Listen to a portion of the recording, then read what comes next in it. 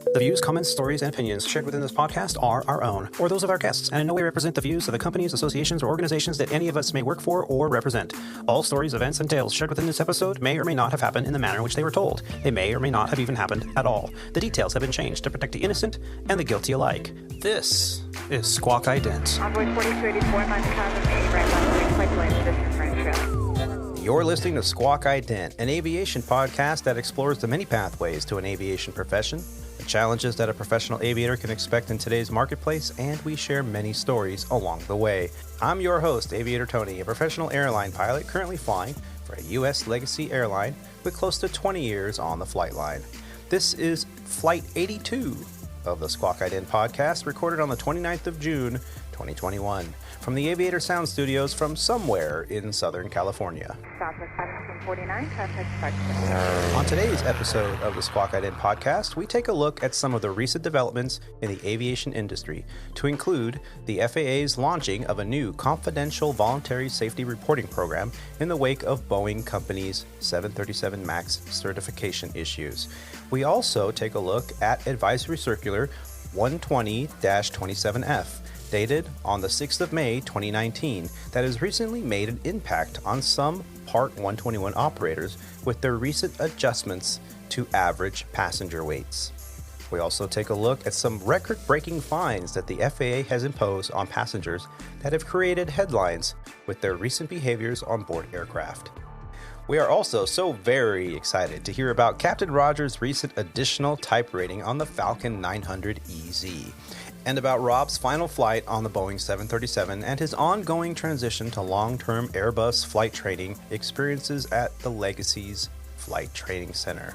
All this and more on board Flight 82 of the Squawk Ident podcast. Onboard 4284, fly heading 090, runway 8 right, clear for takeoff. Heading 090, 8 right, clear for takeoff. Onboard 42. Now that our pre-flight is complete, let's get ready to push off the gate and start those virtual podcast engines. Flight 82 of the Squawk Ident podcast is officially underway. To help me kick off today's show is superb aviator and Squawk Ident podcast co-host. He is a former international professional racquetball champion, a member of the 9G Club, an A&P and avionics tech, an RC aircraft commander, a boat skipper, a commercial drone operator, and currently an Airbus pilot for Legacy Airlines. The name we use here on the show is an alias to our employer, a U.S. mainline carrier. From his castle in the swamplands of Flower Mound, Texas, help us in welcoming our very own Rob D. Rob, how the heck are you? Tony, Roger, it's good to be back, man. It's been a while, and looking forward to a great show and sharing some good stories. Yeah, absolutely. You know, we have a lot to catch up on. It's been a while since our last show. I'm very excited that we actually had our schedules mesh up so that we could actually do this today. It's we've been trying crazy. to put this one together for a while. Yeah, and we're gonna get into the detail of that a little bit later. But let's not waste any time and introduce our other fantastic co-host. Here to help us also get Flight 82 off the ground is another exceptional aviator and co-host. He's an award-winning trophy-hoisting tennis champion, a professional CFI, II, and MEI flight instructor, a former freight dog, a former airline pilot, a current King Air flight instructor, a Falcon 2000 commander, a captain, and a corporate operator as well. He joins us from his Palace of Chaos from somewhere in San Diego, California. Please help us in welcoming another amazing co-host, Captain Roger. Captain, how you doing? I'm doing all right, Tony. It's good to be back. It's been a while, like Rob was just talking about. Schedules have been quite the battle lately. Oh, yes, they have. And anybody that looks at headlines about aviation can see that cancellations are afoot, and weather and everything else is really throwing a wrench into the system. But it's not the only reason that these schedules have been crazy. And if we get a chance, we'll kind of detail a little bit about what we know about the situation. Sure. Lately, we've been seeing in the news feed here, especially from Kyle's fantastic source of aviation information. That's, the legitimate source where you don't have to worry too much about, false or incorrect news and dramatic stories coming your way. The Aviation Business Information Board on Facebook that Kyle runs. Kyle couldn't make it today. He was going to join us, but hopefully he'll be here on the next one. But one of the headlines that kind of caught my eye was that the FAA recently announced on June 21st that it was going to be launching a new voluntary and anonymous safety reporting program. Now, a lot of aviators out there go, well, wait a minute, don't we already have that? It's called the ASAP program. And what is ASAP? Rob, you are familiar with the ASAP program, yes? I have filled out many ASAPs, yes. Aviation Safety Action Program, I believe is what the actual acronym is. And it's just a way for aviators and actually anybody involved in the aviation industry to report any unsafe findings without self-incrimination or yeah, it's basically just a tool that is used by the FAA, and I think it was NASA also to just kind of research unsafe practices and try to make them better and safer for the traveling public and everybody involved. Yeah, and we've talked about this quite a bit on the show before. I mean, most aviation podcasts at one point will say just ASAP it.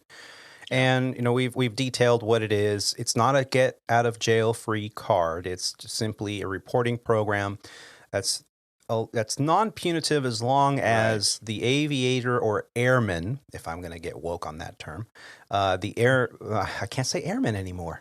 I have to say the aviator. All right, so the aviator that the aviators in question.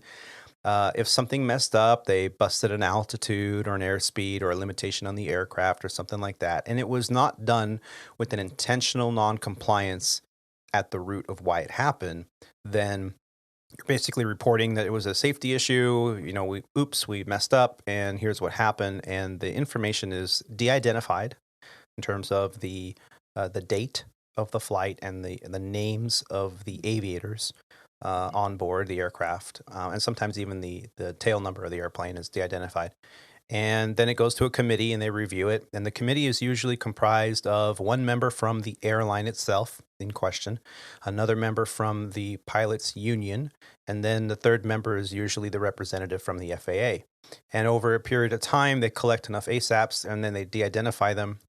The gatekeeper is usually the secretary of the ASAP program. They get reviewed by this board or this committee, and most of the time, if no other agency has made a report or came to any kind of conclusion that they want action taken, then you'll receive something in the mail, usually 3 or 4 months later, saying, or an email saying, yeah, we've reviewed your ASAP report and no further action is necessary. Now, if they find that there was either gross negligence or intentional noncompliance, then you might get a different response saying, okay, we're going to interview you. The FAA is going to open an investigation. They can open something called a SNAP, which is not a official investigation, but more of a research to find out what happened, and then they go from there. Mm-hmm. But this is a little different. And I learned about this from an article from AvWeb that was posted on June 22nd by Mark Phillips. And it indicated that facing the pressure in the wake of the 2 high-profile crashes of the Boeing 737 MAX airliners in late of 2018 and early of 2019, the FAA announced Monday that it was going to be launching a new voluntary safety reporting program. The initiative is an additional way for its engineers, safety inspectors, systems safety specialists, that's a tongue twister, and other aviation safety employees to report safety-related issues and concerns. And the big thing here is that it is anonymous. So there's concern that people didn't report things that they saw that were not quite right because of the fear of punitive action. So the agency has faced scrutiny over concerns that it was not strict enough in its oversight of the Boeing aircraft, the 737 MAX certification process, particularly in the areas of its maneuvering characteristics augmentation system, or what we've been hearing about quite a bit, or the MCAS system. Yep. So the FAA made a statement, and it noted that it already has a long list of voluntary safety reporting programs in place, as the ASAP program that we mentioned earlier is an example of one. and adding to the risk of the fatal air accidents that decreased by 94% since 1998. But as the FAA Administrator Steve Dixon said, we can never be satisfied with the status quo when it comes to safety, and the free exchange of vital information is a cornerstone of safety and continual improvement. We want our employees to know that when they speak up, they can be sure someone is listening. So this is an interesting, positive article about these safety programs. Now, Roger, have you ever had the liberty to fill out one of these ASAP or NASA reports? Yeah, so I haven't. I mean, I've done ASAP reporting when I was at the airlines, Mhm. and there was I didn't. I only did a couple or a few of them. I have actually not done in the GA. We have the NASA reports. It's, I mean, basically the same principle, and I have not ever filled out a NASA report from a GA. Um, I'm not sure if that's a good thing or a bad thing. Um, but I think it's a it's a great program actually. I mean, basically it's to learn in order to learn from other people's mistakes. They take these and compile huge amounts of reports and say, okay, these are some of the problems or these are some of the issues that the aviation community in general is having. And they can take that and go, okay, well, these are the kinds of things that we want to emphasize in training, whether you're going through for a recurrent um, cycle at your airline or you're going in for your recurrent, type rating class in the GA world, or just going for a typical check ride, whether that's your private or commercial or instrument check ride, because they have all this data about, look, these are the potential problem areas that people are having because we have hard data on it. Yeah. Yeah. And the ASAP program is not just about, oops, I made a mistake. I busted an altitude. I forgot to, change my altimeter setting to standard passing through 18,000 feet. Whatever it could be, you could also have seen something that was safety related that you think may potentially be a problem for a flight crew in the future. And you can just do an ASAP report on that. Not that something bad happened, but you see something that could improve safety. And those are the reports that, as I've spoken to members of the safety committee over at Legacy Airlines, those are the reports that they really enjoy reading because those are straight up, hey, let's make things better. And these, as Roger was saying, these safety reports get collected and the data gets looked at. And if there is a change that needs to happen through a regulation, that is where they're getting a lot of their data from the flight crews that are actually on the line, having line experience. And because of their line experience, they can give a more accurate assessment to where safety can be improved. So, I mean, whether you're listening to these three knuckleheads here on the Squawk Ident podcast or any other podcast about aviation, any good pilot will tell you, use the tools available to you to improve the safety around you, because you may not see the immediate reaction today, but as that data is collected, the FAA or whatever organization is responsible for that side of the issue will then be able to collect that data and make a change. If I may add to this also, it doesn't only pertain to pilots. It is all encompassing within the FAA. So, us being on the air ops side, we mainly use it for, flying pilot related stuff, but it's for everything.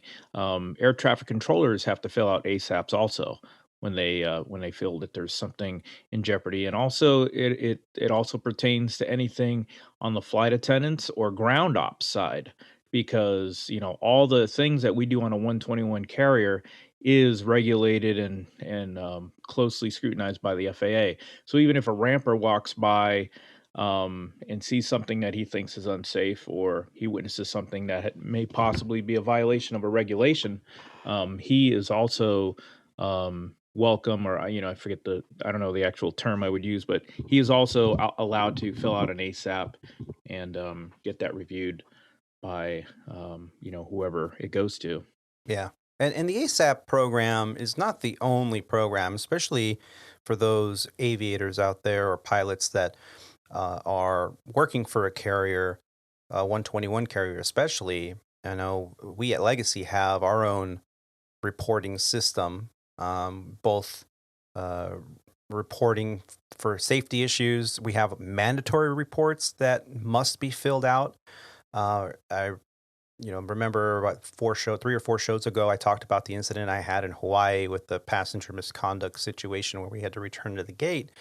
Now, normally, you look into our operations manual and it says, well, the captain shall fill out a report within so many hours of returning to base, blah, blah, blah, blah, blah. Or depending on the severity of the incident, the report must be filled out within 24 hours. Things like bird strikes, aborted takeoffs for anything other than air traffic separation or something. There's any kind of malfunction to a flight control, which is an immediate emergency declaration if you're in flight. But that also requires that you're going to have to fill out some paperwork, some forms. And why not fill out an ASAP report? What caused it? Was there a safety issue? So because that data is collected, and for sure it does make a difference. Because a lot of our operations and procedures are there for a reason, and most of it's for safety and to comply with rules and regulations. But a lot of that is written in blood. You know what I mean? Somebody either got hurt or killed, or numerous people. And so, what we're trying to do is prevent us from even getting to that point. We want to prevent it from even becoming a hazard, so that we can all move about the country or the world safely. And that's basically the bottom line.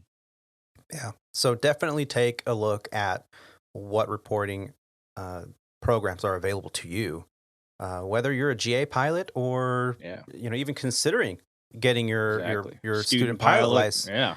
Yeah, absolutely. And AOPA, the Aircraft Owners and Pilots Association, is an organization, a nonprofit organization that's available to all pilots and even people that are not pilots. And I highly encourage you to check out their website at aopa.org.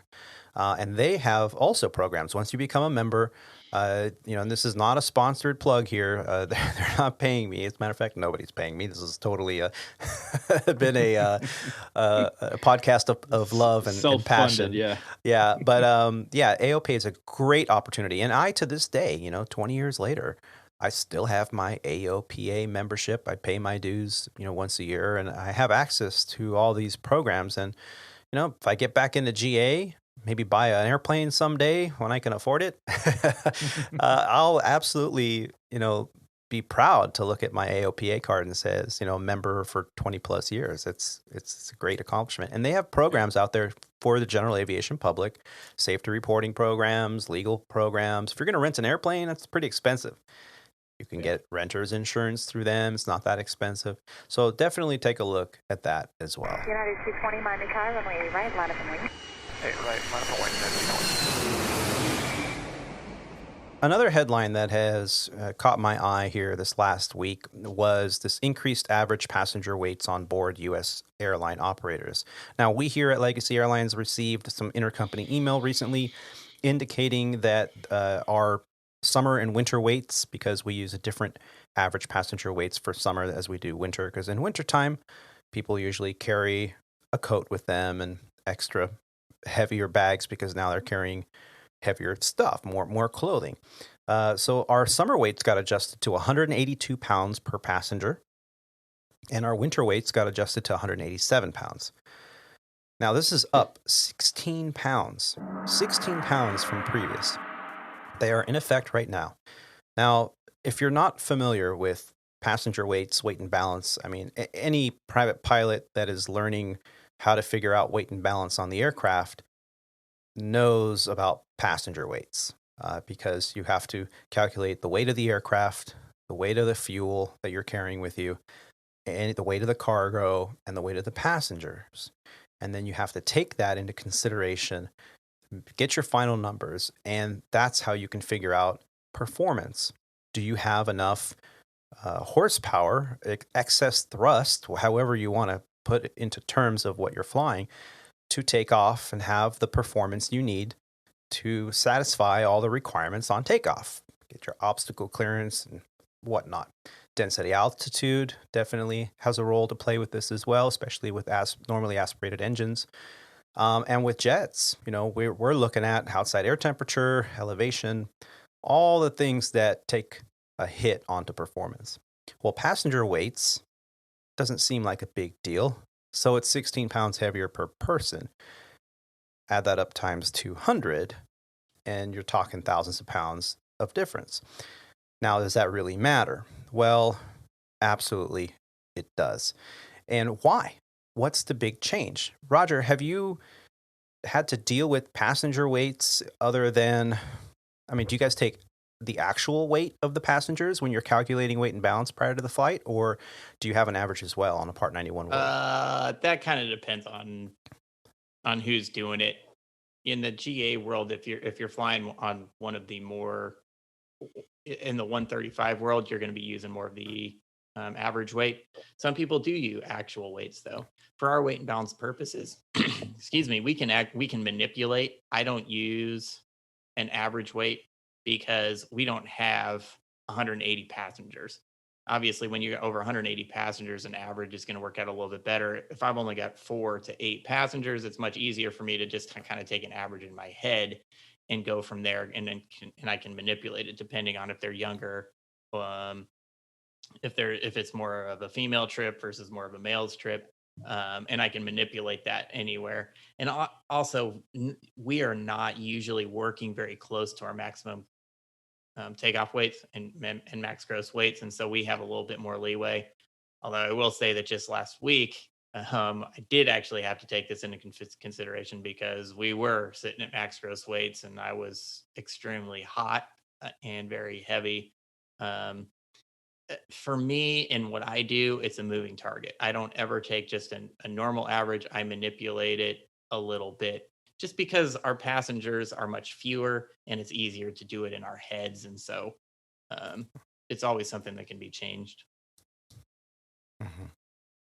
Yeah. And Rob, have you, you've been in training, which we'll get to here a little bit later in the show, but you did see that email. Did you see how it affects the Airbus Yeah, pilots? definitely. Well, I haven't read too much into that, but I definitely understand how it's going to affect the Airbus and obviously my previous airplane, the 737, with the Oasis configuration. Just the weights in general. Up until this point, the airline's philosophy was to generate the maximum amount of revenue out of every airplane is to Sure. put as many people inside the airplane as they can legally, um, and confine it to the actual weight of the airplane's limitation. And with the 737, the result was to add 12 seats. So we went from 160 seat configuration to 172. So um, and so, that fit within the weight restriction of the airplane for maximum takeoff, structural landing weight, ramp weight, and all the fancy weights we have to, comply with. Well, bumping up the weights an average of what we say 16 pounds per passenger now puts us at or above a lot of these limiting weights. So now we're going to end up restricting some of these flights, payload wise or weight wise. So, either that means taking less passengers, taking less cargo. We certainly can't take less fuel. So, we have to take it out of somewhere. So, what's the most important thing? We're probably going to keep fuel to get the airplane there and start kicking off bags and passengers. So, we already Well, we you would we think. already have a bag problem, so we're probably going to have even more bag problems because we can't take all the bags. And passengers are Yeah. probably the third string on that because they're more important because they're the ones paying for the bags and the passengers. So, Yeah. anyway, yeah, and the crazy thing is a lot of this stems from years and years of history. And this particular topic where the weight increase is again written in blood, just like I mentioned earlier.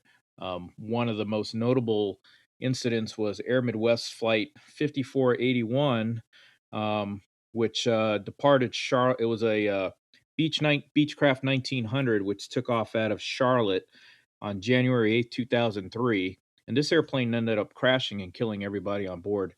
Um, Actually, 21, yeah, killing all 21 people on board. The cause of the crash was attributed to multiple factors, but mainly was the airplane was overweight. The airplane was Mhm. overweight, and the center of gravity was too far aft. It was way aft of what the actual takeoff CG center of gravity that was legal for that airplane. So when the airplane rotated, it was tail heavy, and of course, being tail heavy, it over rotated, entered a stall, and it was unrecoverable. And they stalled and crashed into the big maintenance hangar, which we see on the east side of the 18 center, 36 center runway. Yeah. But the FAA found out that the not only were the passengers there were more weight in passengers than what was recorded, but also there was more luggage than what more weight in luggage than they had recorded, and everything at this time was all done on paper. So, Mhm. at the time, they basically loaded the bags up, they put the weights on a piece of paper, they'd hand it to the flight crew, the flight crew would add up the weights and everything, and, penmanship was an issue, so, sometimes 9s look like 4s, 4s look like 9, so there was, some mistakes that could have been made there, and there's Yeah. also at the time, they were known to actually kind of fudge some of the numbers just to get them to work. And there were Yeah. certain ways to do that, which you would think there wouldn't be, but there were. And that drove the whole industry, the airline industry, to transition into the electronic weight and balance system, where now everything was electronically weighted and you had to get an electronic printout. So now there's no way to really manipulate the numbers because they all came out either this is it, either here it is or it's not there. And if it was here, this is the weight. So um, we've been operating on that principle, and it also depends on what kind of airplane you're flying now in the 121 world. There's different programs associated with that, whether it's a carry-on program or like we have here, or like we had at Sandpiper. I forget what the program was called, but I don't think it was called a carry-on program. But you actually have to check your carry-on because you couldn't bring it on the airplane. So Right. that was on the same program, but it's a different version of the program. So it had different weights associated with that. But long story short, here we are now with the way they've been cramming all these airplanes full of people. Come to find out, we've been probably overweight according to the new numbers on a lot of the Yeah. previous flights. So I think they're Yeah. And trying and to it's just prevent another incident or accident from happening because we're really getting to the yeah. point where obviously the planes are full and overcrowded, and you could barely reach down to get your bag from underneath the seat in front of you because the seat is so close to you and they're cramming everybody in there. Yeah. So, Yeah, the only thing really, I mean, the leg room has really oh, decreased, and the farther back you go on the aircraft, the tighter the leg yeah. room seems to be. But it's interesting, and thank you for bringing up Air Midwest Flight 581. I'll put a link, or 5481, Yep. 5481. I'll put a link in the show notes here. The interesting thing, I was just kind of looking over this. This incident or accident happened in January of 2003. And when you look down at the aftermath of this, the NTSB reported that the last time an adjustment to estimated weight values was revised prior to this crash was in the year 1936. Wow. So that's a long period of time Wow. to reassess what average Wow. weights are for people and whatnot. Yeah. They used an average weight of 200 pounds per passenger after the accident. But the NTSB suggested the airlines use actual weights instead of the average. 70% of small air carriers still use average. And Air Midwest publicly apologized for the incident after the family of crash victim Christina Grace Shepard pressured the airline to do so. And Air Midwest, it's important to note that they ceased operations in the year 2008. Do Now, you know what company they were associated with? Does anybody know or remember? no, Mesa. Air insert, Midwest was one of the Mesa carriers. just FYI. Tip, Not that there's tip, anything yeah, wrong with that. Yeah, So, tidbit of useless information. so why did we bring this up? There's a recent article, as we mentioned earlier, and I'll put, again, a link in the show notes, airinsight.com, in an article that was published back in May 11th of 2021 by Addison Schoonland. On May 6th, 2019, the FAA put out a circular, an advisory circular, that seemed to have attracted very little attention. It was about weight and balances. The kicker here is that the information on the use of average estimated weight programs for passengers and baggage, this is the other side of the story to feeling coach seats are getting smaller. Seats are not getting smaller, legroom is getting tighter. It's people who are getting bigger. So what she's saying is that people are getting bigger, not necessarily the seats are getting smaller. Yeah. And since these FAA rules, it's American travelers that get squeezed. 30% of adults 20 years of age and older, that's over 60 million people, they're obese. They're considered obese by the National Center of Health Statistics. Dang, dude. Yeah, man. If you don't think you're going to like what's coming in the rest of the article, you best skip the rest of the story now. So I'll let the listeners decide to continue to read. But basically what happened is this came out back in 2019. This circular says, hey, periodically, the airlines, it's up to each individual 121 carrier to do an assessment on their weight and balance procedures and their average weights of bags and customers. And the way they could do this is there's different methodology. You can actually take a survey and ask passengers what their weight is as they board an aircraft for a period of time, and then from that data, collect it and then assess what your new airline's program is going to be for their average weight. Or you can, independently put people on a scale in front of they're getting on a plane. Please stand on the scale, please. And and it's supposed to be confidential and nobody sees the numbers. It's not in any way in an effort to embarrass people. They're trying to keep people as comfortable as possible. So American did this for a period of time. I'm not sure how. I've always thought that when you board an aircraft in Miami and you step on the little pad and the doors open, that's like, man, that's kind of slick. Maybe they're taking my weight. Who knows? I don't know. But what happened over at Legacy Airlines, they found out that with these new weights, it actually triggered a structural exceedance inspection on the brake release. What that means is it's possible now that whereas in the past, we didn't have a structural exceedance, now with this new passenger weight, the airplane could be over the structural limit. Ramp weight. Yeah. Ramp weight, taxi weight, max takeoff weight. And additionally, for the Airbus 321, there's some pretty major issues that might be afoot. A flight ops bulletin was put out for Airbus types in the fleet over at Legacy, excluding the NX because the NX is not a factor here. And it states that due to floor loading constraints of the Airbus A321 basic and enhanced models, the aft cargo weight is limited when fuel is required in any of the ACTs or additional center tanks.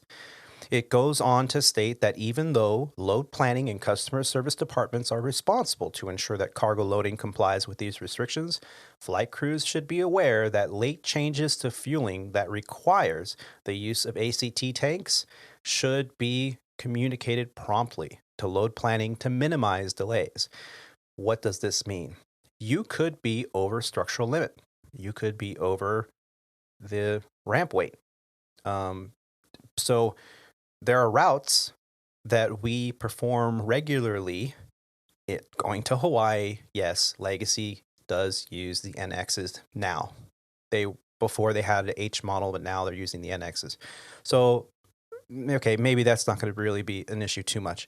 But there are those transcon flights as well, done on the basic and enhanced models, the 321s, where they have a forward and aft ACT, putting fuel in those tanks because it's an operational requirement. Then if you go with full passenger, full cargo, you could have aft CG issues. Yeah, it could be the same issues that Rob was talking about with the Air Midwest flight with aft loading, which is extremely dangerous. I got a couple questions on this for you guys, if I might. And this is a kind of a little bit of a fascinating subject, and just kind of having seen this in the show notes, I had a couple of questions just for you guys and your thoughts on some of this. Mhm. Looking at the regionals, so I guess my first question, looking back to the regionals, as I recall, when we got our weight and balance, when we were, when I flew the 145, which I know Tony, you flew, and Rob for that, and the 170. As I recall, when we got the numbers, we had both checked bags, and then we also had an entry for gate checked bags, Yeah, as I recall. valet bags, they called them. Yeah. And because the weights were actually different, depending on whether it Mhm. was a valet check bag or whether it was an actual checked baggage. Am I right? Right. Yeah. So I find it a little interesting that when we load those bags at the regional airlines, that gets counted as separate weight.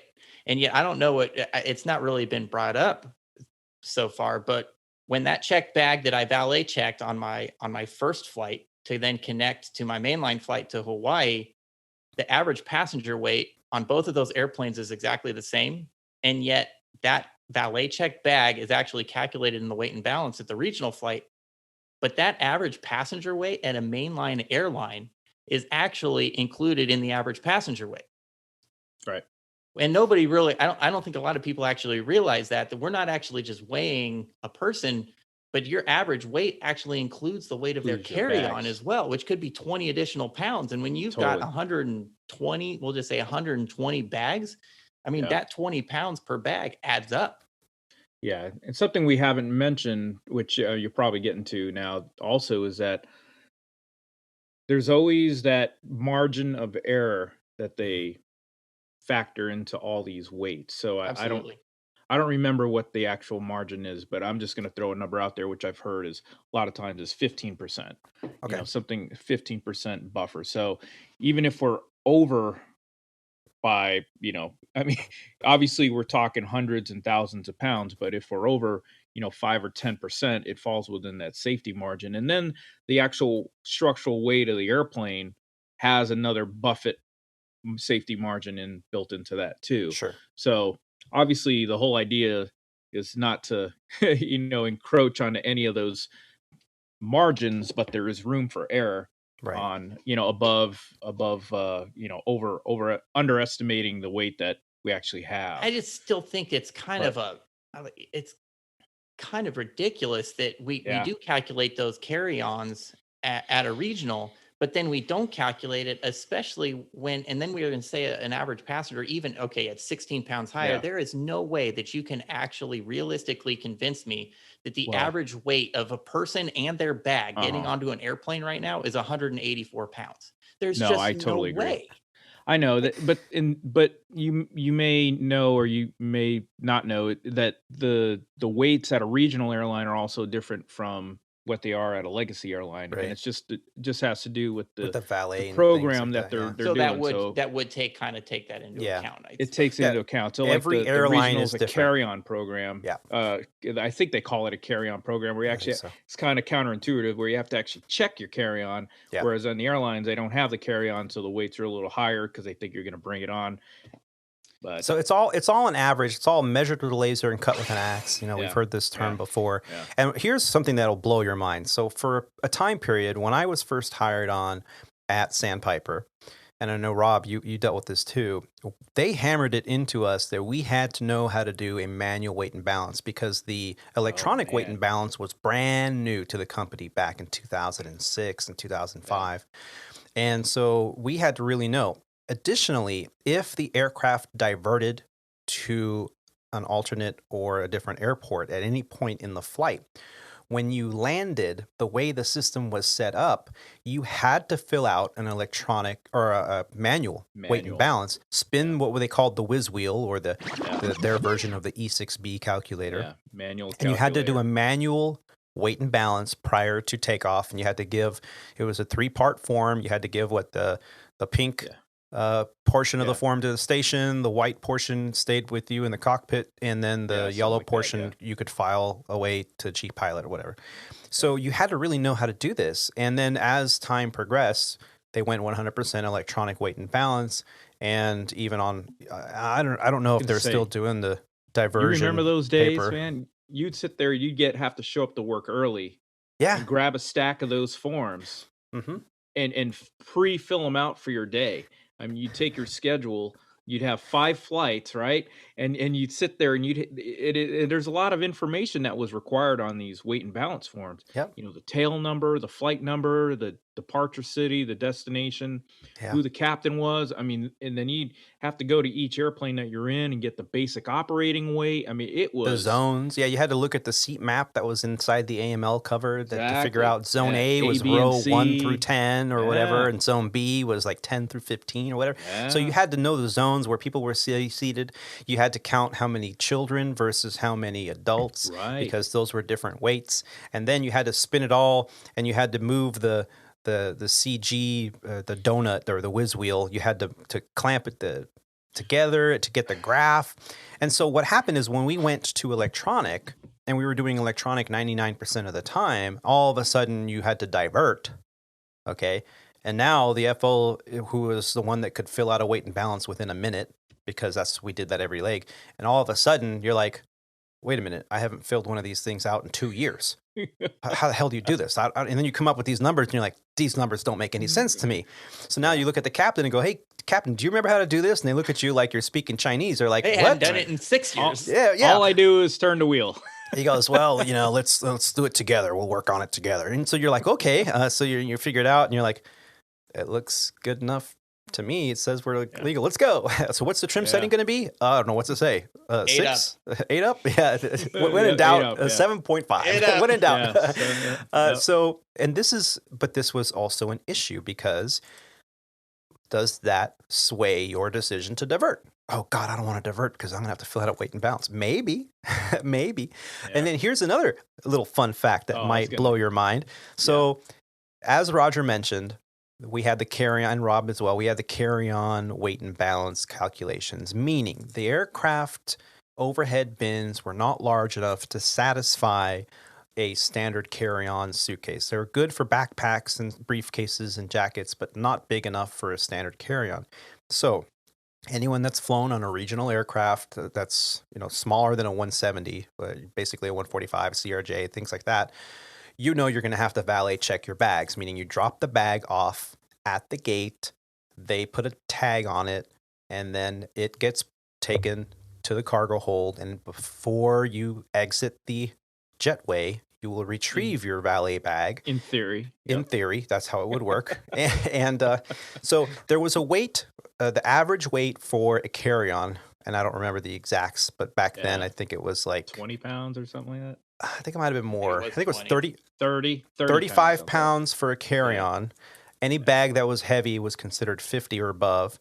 And a valet bag, I think, was 15 pounds. That's what I meant to say. Yeah. 15 and 30. So here's the thing. Oh, we're overweight. Well, is there any room in the closet? Can we put some of the valet bags in the closet? Yeah. Oh, yeah. Grab 3 valet bags. Yeah. Let's stack them in the closet. That'll put us in there. That'll put us, because we're only over by like 45 pounds. Okay. But now we're fine, because and that's if it's exactly inside what I was getting the at with the Air aircraft, Midwest flight, is that those are some of the fudging that they could do. Yeah. So you were like, wait a minute. It was 15 pounds per bag when it was in the aft of the aircraft. But when it's towards the front door in the closet, that was not really meant for more than the passenger in 1A. Bags, 1A, he or she could put their bag there. And then when the FAA caught wind of what was happening, all of a sudden there was a change to our operations manual saying, customer bags are not allowed in the forward closet at any time, and bags are not allowed to be stacked at any time. So the only thing that went in there were the crew bags and coats and things like that. But that's the reason why, is because people found ways to manipulate the system and the game. And I can't tell you how many times that we would go on a flight and the weight and balance, everything came out electronically. We were fine. We get to our destination, and I'm sitting there doing a post-flight.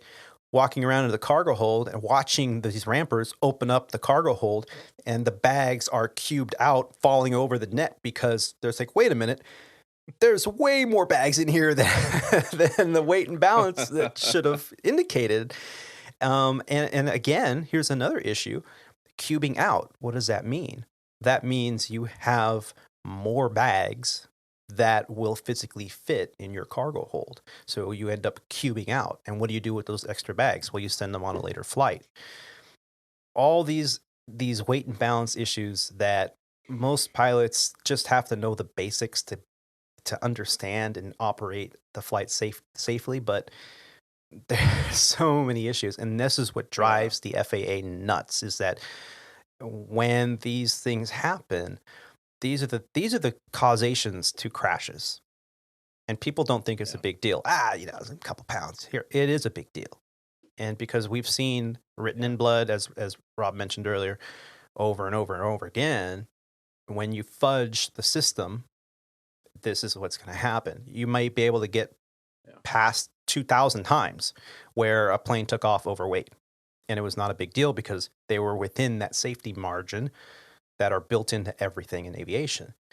But that 2001 or first time that it happened, it led to a crash, and then everything gets changed. I got one other question, if I may, for you Airbus guys. Okay. So when you're talking about this weight and balance thing, we'll just take a 320. What is the capacity of your guys' 320? Which one? Which one? There's many different multiple ones. Aircraft configurations. Take your pick. What? Hold on, I got it here. 160. Let me see if I can find it. 7? That might be total SOP. Yeah, there, like you said, there's a lot of different weights. So a 320, what weight you're looking for? Takeoff weight? No, passenger configuration. Passenger configuration. Oh yeah. Let's just go with a Neo. From what I learned, there's so many different configurations for all the different airplanes that we have. Even a 320 may have 4 or 5 different configurations. Well, we have because we've had all the airlines combined into one. So we've had it, and we bought airplanes from like Frontier and all that stuff. So all the configurations, interior configurations are different. Okay, so for just an example, the 321 that Legacy has been retrofitting into what they call the Oasis configuration.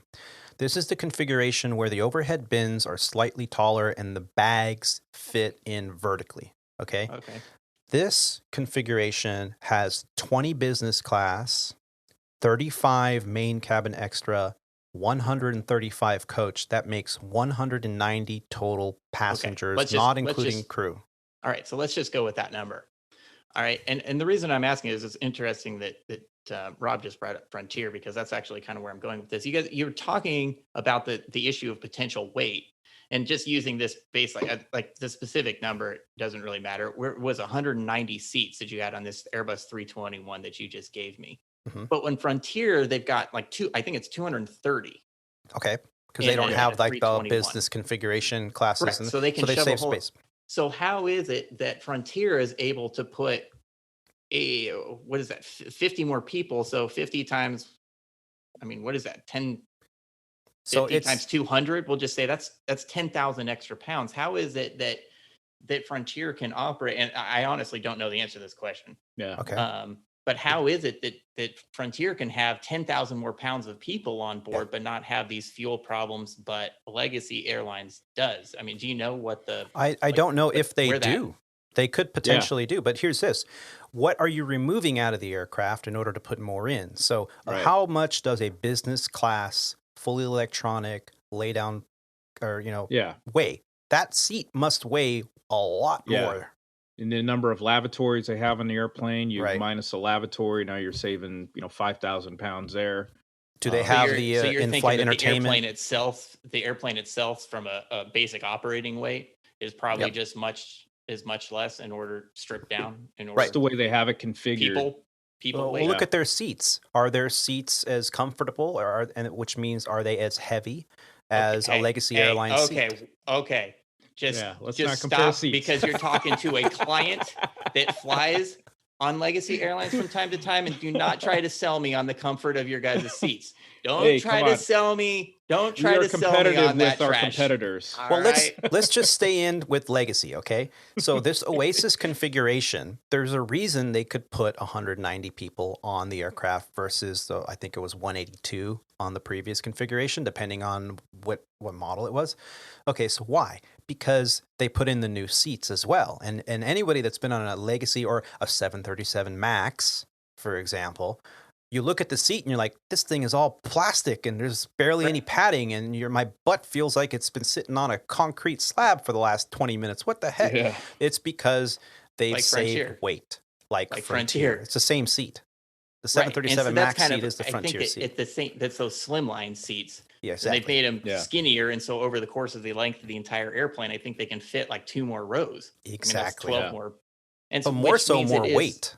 More weight to the aircraft, because now the aircraft's basic operating weight is less. Its max structural weight is the same. So by any definition of mathematics, you can put more cargo and more passengers on there. So I think that is really, to answer your question, is how they can fit more people on an economy seating arrangement aircraft, than they can with an aircraft that caters more towards the business traveler. They want a more cushioned seat. They want better in-flight entertainment. They want the LCD screen in front of them. They want better Wi-Fi. That Wi-Fi antenna that's on the cab of the fuselage, that thing's like a couple thousand pounds. Well, and actually just bringing up the in-seat entertainment. I mean, the cost and the weight of a screen in every seat. Yeah. That I think most legacy airlines as a whole, Delta, United, American, they all have that. And I'm sure that adds to the weight of a seat probably substantially over the course of 180. You know what it is, Roger? It's not the weight of the LCD screen, because anybody that has a tablet knows that they don't weigh much. The wiring loom. Yeah, every single seat has to have its own wiring loom. So it's the wiring that's associated and the electronics involved, because 120 times 2 pounds, or 180 or 190 seats times 2 pounds per screen. It's not a big deal. You ever hold a couple thousand feet of copper wiring times however many wires are in the loom? That's going to be thousands of pounds. Yeah, that is a good point, bringing that up with the in-flight entertainment. Yeah. Anyway, I just think, you've got a substantial amount more seats, and take your configuration 319, 320, 321, in that ultra low cost carrier, whether it's Spirit, Frontier. I just use Frontier as an example, but they put a whole lot more people on there, the same type of airplane as the legacy. But also, carriers. How are they operating the airplane? They're not taking that. I don't think they take that airplane to Hawaii, do they? Which one? Not yet. Although I think Frontier just came out that with one of the 321 configurations, they could probably do with the Neo. But I don't think that they quite stretch out the range for the fuel quite as much. But then you start getting alternates in, and I know everyone has some issues with that if you got to have an alternate. Number 4280, do you need assistance? Negative. Roger that. Just taxi over to the left side of the pad. Let me know when you're ready to go again. So we consider you boarded? Yeah, the cockpit door open. Oh, Roger. Okay. Let me know if you need it. Yeah, we're good. I was looking at the thrust ratings of the engines for the Airbus family, or the A320F, is what we call it, A32F. The 321... Did you want to feel powerful looking at those? 32,160 pounds of thrust. Can you imagine if you're standing behind one of those engines on takeoff and they set thrust, you're 32,000 pounds against you? But that airport down in St. Martin, people would do that. Hold on to the fence. Yeah, it's nuts. Nut job. Stupid. Those are mostly airline employees, by the way. Great. They go down there because I think so, because that's like, a big plane spotter destination. And I think, because we go there, a lot of people go there for the picture. And I did find the seating configuration to answer Roger's earlier question. The A320, the 320, the original, the OG, 150 passengers total. at least at Legacy Airlines. Which I kind of figured it was about that. Yeah. 321 non-Sharklet, 187. The 321K or the 321R with Sharklets, 190. The 321T model. Now, this is the Transcon model, only 102. Yeah. Because it has a 3-class configuration. It has the lie-down flat seats. It has the 10 of those. It has 20 of the business class seats, which most people call first class, but it's if it doesn't lay down flat, it's considered business for Legacy. And then 72 of the economy extra, whatever they call it. They don't have any economy. So that's a plane specifically catered for your LA to New York crowd. Exactly. Basically. That's all it does, right? A couple Boston in there too. The 321H, which I believe are no longer being used for any ETOPS, and the 321S, which is probably the most popular one, 181. So most of the time you have 181 plus 6 crew members, 187 total SOB, souls on board. And the Neo 196, as we mentioned earlier. So the 319, or the baby bus, we're looking at 128 total passengers.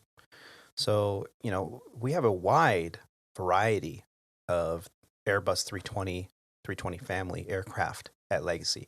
So, yeah, the next time you're on board, take a look around and try to figure out what kind of airplane you're on. The emergency evacuation briefing card will tell you the model, 321T, 321K, and that's how you'll know.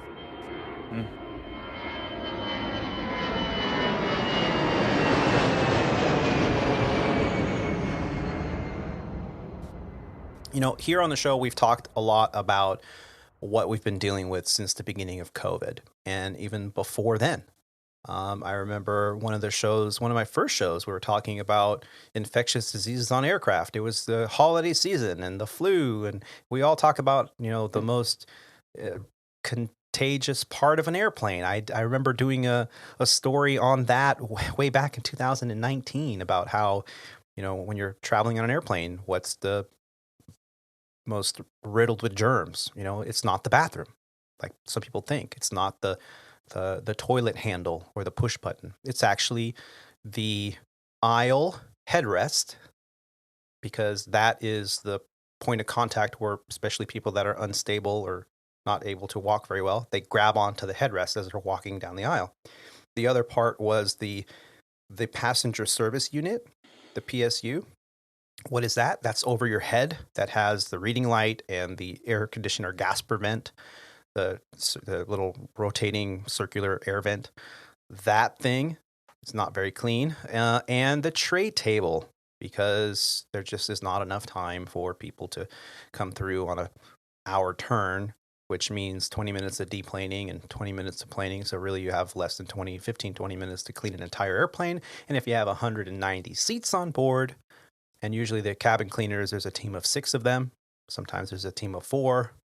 Sometimes there's 1. It just depends. Right now, they've definitely stepped it up. And now they're using all kinds of sanitizing materials and spray. And they use the vacuum cleaner. And they even go through with the electrostatic wand every once in a while. Pretty cool machine. Cool little cordless thing. And they spray all the seats and tray tables and everything down as a COVID prevention tool. And all the airlines are doing a really good job on that. But we've been talking about those kind of things, and we've also been talking about abusive passengers. And that has really hit the news a lot lately. And it seems like we've been asking the question, is everybody losing their mind? So what is the FAA doing about it? Well, finally, I saw a story that actually left me in a very happy place. Record-breaking fines are being implemented by the FAA to passengers that have created disturbances on board U.S.-operated aircraft. This is a story I found from 1 Mile at a Time. It indicates that a new record has been placed. The FAA fines an abusive passenger $52,500. What? I don't know if you heard me right. Let me say that again. $52,500. Wow. So what does that mean? Okay. If the legal limit that the FAA has set was $35,000. How can they find one person double that? Well, according to this article, from 1 mile at a time, in an article written by Ben Schlapping. Oh, okay. I thought he got fined for slapping people. Okay, go ahead. Published May 17th. I'll put a link in the show notes. In January of 2021, the Federal Aviation Administration, or the FAA, introduced a new zero-tolerance policy for passengers misbehaving on airplanes. I'm pretty sure we mentioned this in a previous episode. With this, bad behavior while traveling could lead to jail time and or fines up to $35,000. The FAA has periodically provided updates of its enforcement of this policy, and a new record has just been set in terms of the most expensive proposed fine yet. A passenger who assaulted crew faces $52,500 fine. The FAA is proposing the fine against a passenger on a December 23rd, 2020 flight that Delta operated from Honolulu to Seattle. And here is what the passenger is accused of. The FAA alleges that the passenger tried to open the cockpit door, repeatedly refusing to comply with crew member instructions, and physically assaulted a flight attendant by striking him in the face and pushing him to the floor. The passenger then threatened the flight attendant by charging at him as he was trying to restrain the passenger. Flight attendants, with the help of other able-bodied passengers, placed plastic handcuffs on the disruptive passenger. Later, the passenger freed himself from one of the handcuffs and struck the flight attendant in the face a second time. Police boarded the aircraft after it landed and took the passenger into custody. Now, while the FAA has initially limited fines up to $35,000, this passenger is facing a fine that is 50% greater than the maximum. Why? Because he assaulted the flight attendant twice. So he got twice the fine. So amazing. Even so, the writer of the article here, Ben, wrote, "I have no sympathy for this person. This kind of behavior deserves jail time rather than a fine," in his opinion. And I've got to agree. I mean, these you find them, maybe for some people, $50,000 is a lot. I know it's a lot for me. It's a hell of a lot. But maybe for some people, it's not. So, jail time, yeah, I'm all for that. The article goes on, indicating other passengers that face, $9,000 and $27,000 fines, different incidences that we've talked about. There's an incident aboard an Allegiant flight that happened in February 2021. There's another $18,500 fine that happened on a JetBlue flight from Fort Lauderdale to Vegas. Yeah, the FAA is proposing a $27,000 fine to a passenger from a Southwest flight that happened on January 1st. On that one, the FAA alleges that after taking his seat, a passenger began yelling and forcefully banging his hands on the seat in front of him, disrupting nearby passengers. During the flight, he yelled that he was going to kill someone and that he had a bomb and it was going to blow up on the aircraft. And because of his behavior, flight attendants relocated several nearby passengers. The captain diverted the flight to Oklahoma City, and police took the passenger into custody after the plane landed. Bottom line, the FAA has set new fines, and they have a zero-tolerance policy. And my only question is, why did it take so long? Yeah. I have the same question. And that's the thing and I said it before. I don't know if you can hear me. My internet is still acting up. My internet's acting up. I'm pausing because we can hear show you. Title.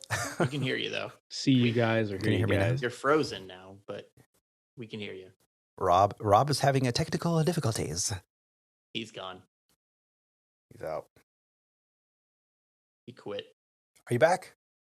Hey, I'm sorry. I went to sleep for a few minutes, but I'm back. That's COVID. Are you a pilot? Microsleep? Yeah, it was crazy. I can't figure out what is going on. We've had some storms here and power flickering off the past couple of days, so I think it might be affecting some of the connectivity we got here. But anyway, as I was saying, the FAA is not a law enforcing agency.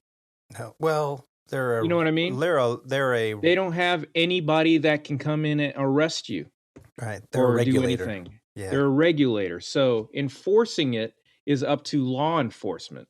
And you can only enforce the law if you're going to charge somebody with with violating the law. So in order to do that, you have to have evidence of them actually breaking the law.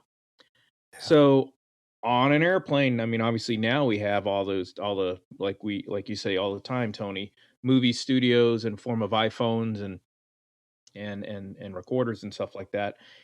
There are those devices that can actually capture this stuff and document that stuff from happening.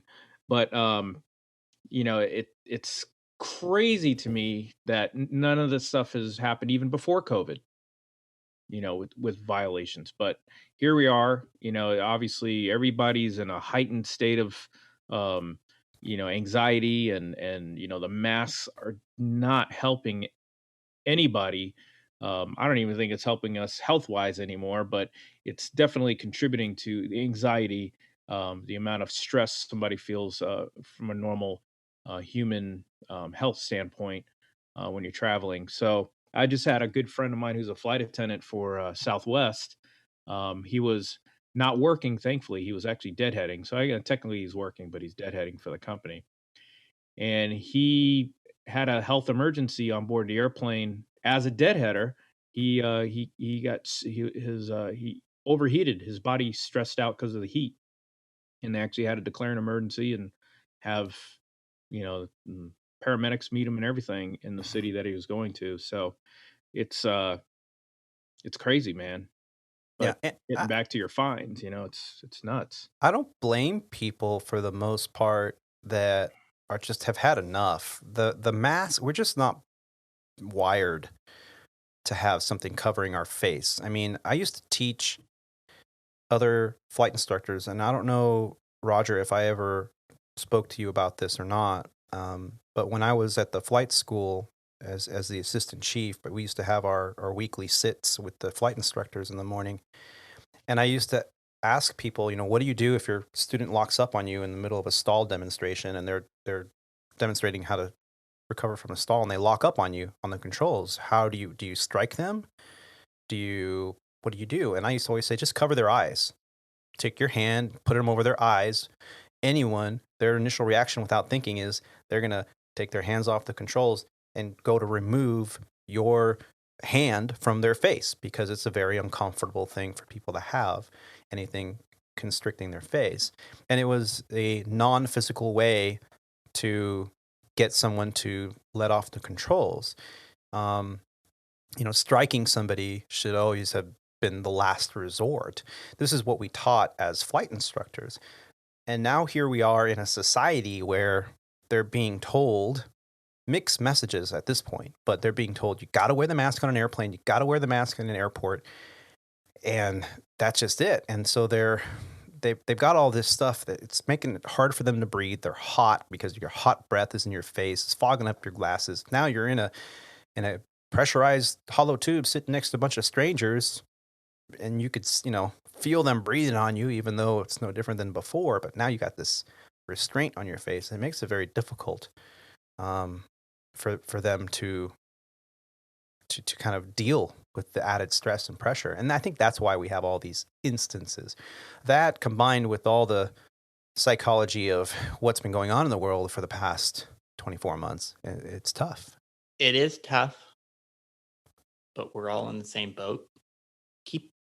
Keep your hands to yourself.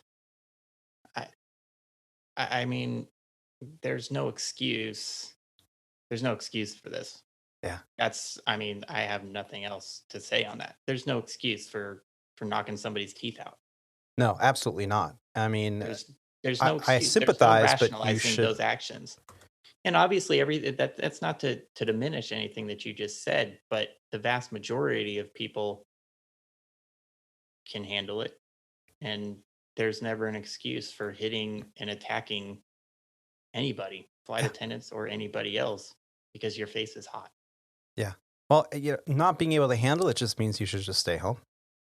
It's simple as that. Just stay home. Right. Take a train. Because if that's an issue that you are prone to having, you need to know thyself and stay home. Yeah. Because it's never going to be worth. I mean, these are criminal acts, and you should be charged. I mean, the fine, that's sometimes what we do. But I think Rob had brought it up before. I mean, these are criminal acts, and if you can't keep your hands to yourself, and if you're going to physically assault somebody once, twice, or three times, it doesn't really matter. It's something that you need to be held accountable for.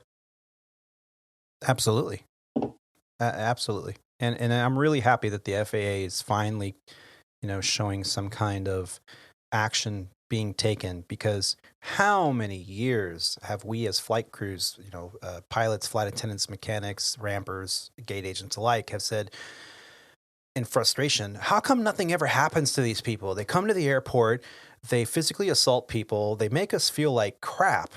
And it makes our job so hard. It ruins our entire day. Just, one little thing that happens and nothing ever happens to them. What the heck? Because you'd be in jail. You know what I'm saying? That's awesome. Perfect timing. Welcome back, Rob. I see you're having some more internet issues. Oh, it's frustrating. Yeah. I usually have a really good network, but today it's really, really driving me crazy. I'm surprised my wife hasn't complained. It may be my computer. I probably need to reset it and everything, but Control Alt Delete. Yeah. Wait, I was hearing buzzing. I was gonna make sure it was not me. Oh, it's probably the garage door. Oh, okay. I'm right above the garage. It did actually sound like a garage door. Yeah, it did. Those are great. Well, we're gonna take a quick break, and we'll be right back.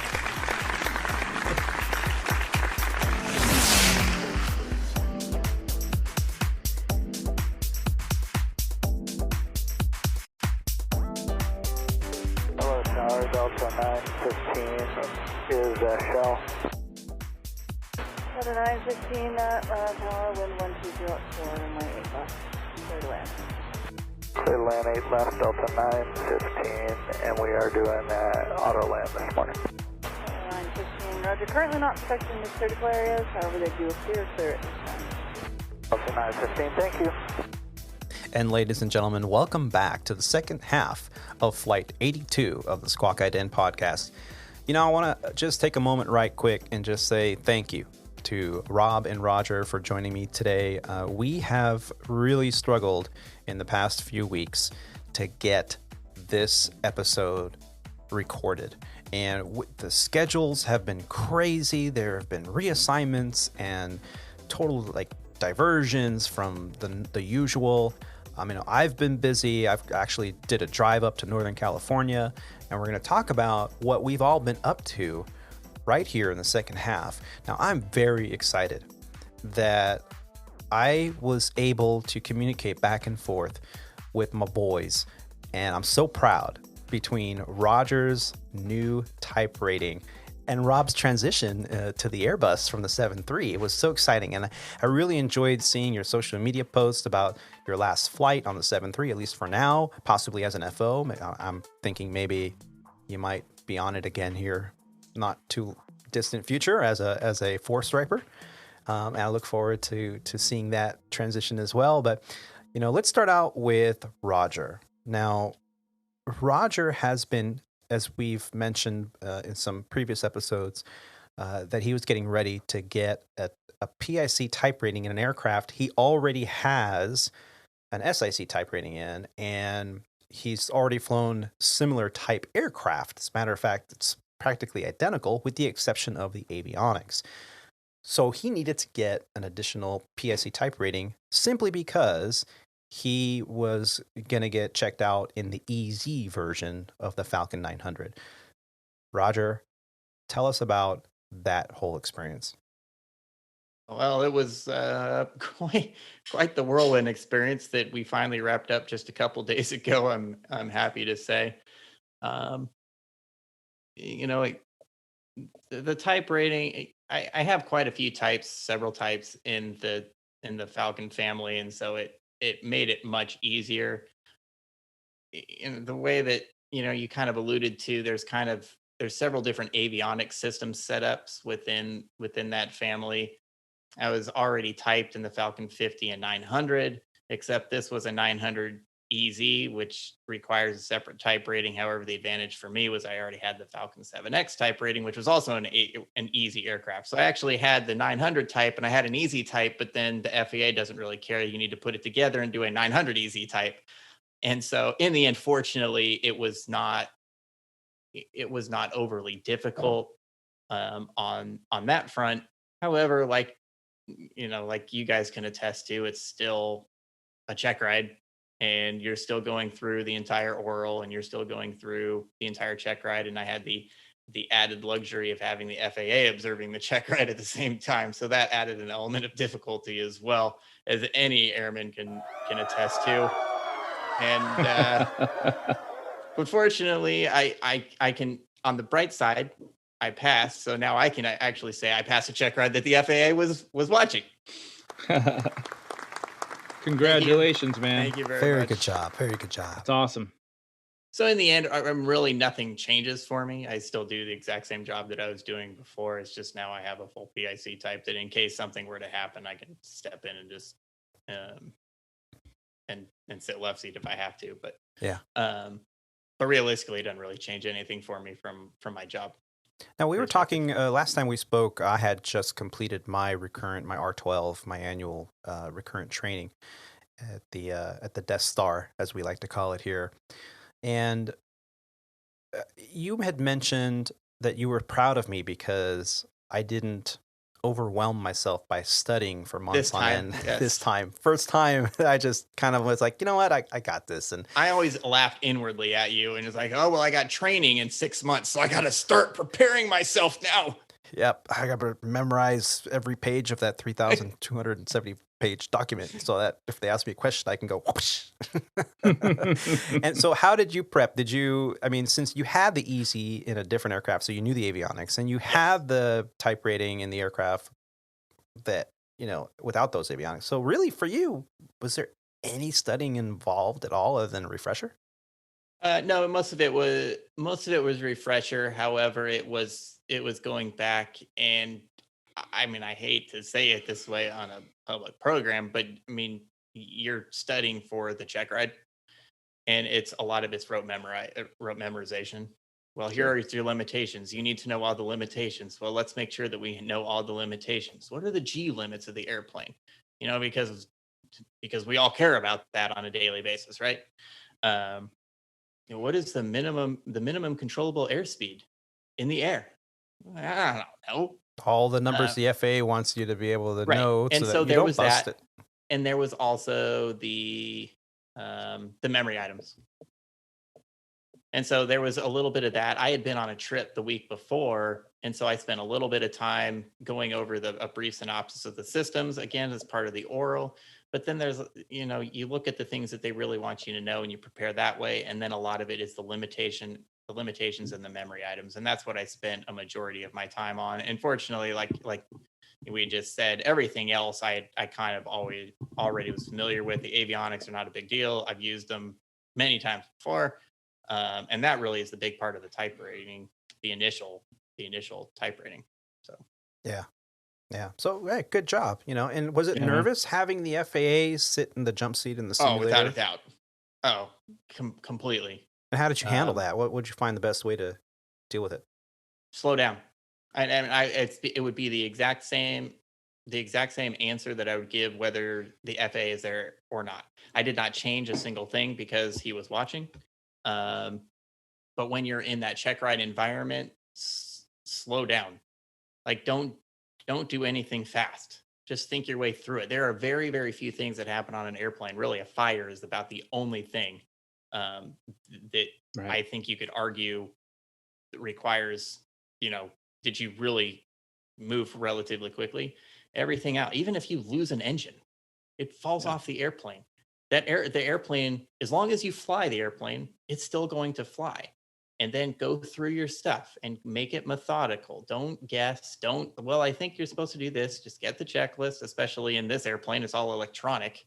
And have your, look, I got the airplane. I'll take the radios. You go ahead and just run the checklist and verify with me before you do anything. And go through it slowly and methodically, because you only get yourself in trouble. I think I would argue that you're going to get yourself into the most trouble when you are rushing through stuff on any check ride environment. It's stressful. There's no way around that. So slow it down. Take your time. If you need to get vectors back around, say, look, I need more time. I need a box pattern. Give me vectors back around, and we'll call you back. And like I said, whether if the feds are there or watching or not, same advice. Yep. Yeah. Well said. It's good advice, man. Speaking from experience. It's awesome. I've done a few of these now. I Yeah. guess. Yeah. So now you got your paper certificate. I do. Because what they do is they punch a hole in your old They airman did. well, we can't call it airman certificate anymore. Dang Yes, it. We can. can. We Wait. can. What do you I call it haven't now? changed it yet. Pilot certificate? I don't. Gosh. Actually, darn it. what does it? Does it say airman certificate? Do you think they're actually? They're don't going to actually change have that. mine. We're going to talk about that later in the show. I will not participate in that segment.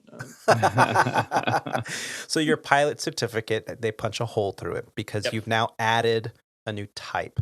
So under the comment section where they have all the type ratings or whatever it is, they're going to issue you a new one. So they gave you a temporary or paper certificate that they printed out right in the FBO or at the Sim Center.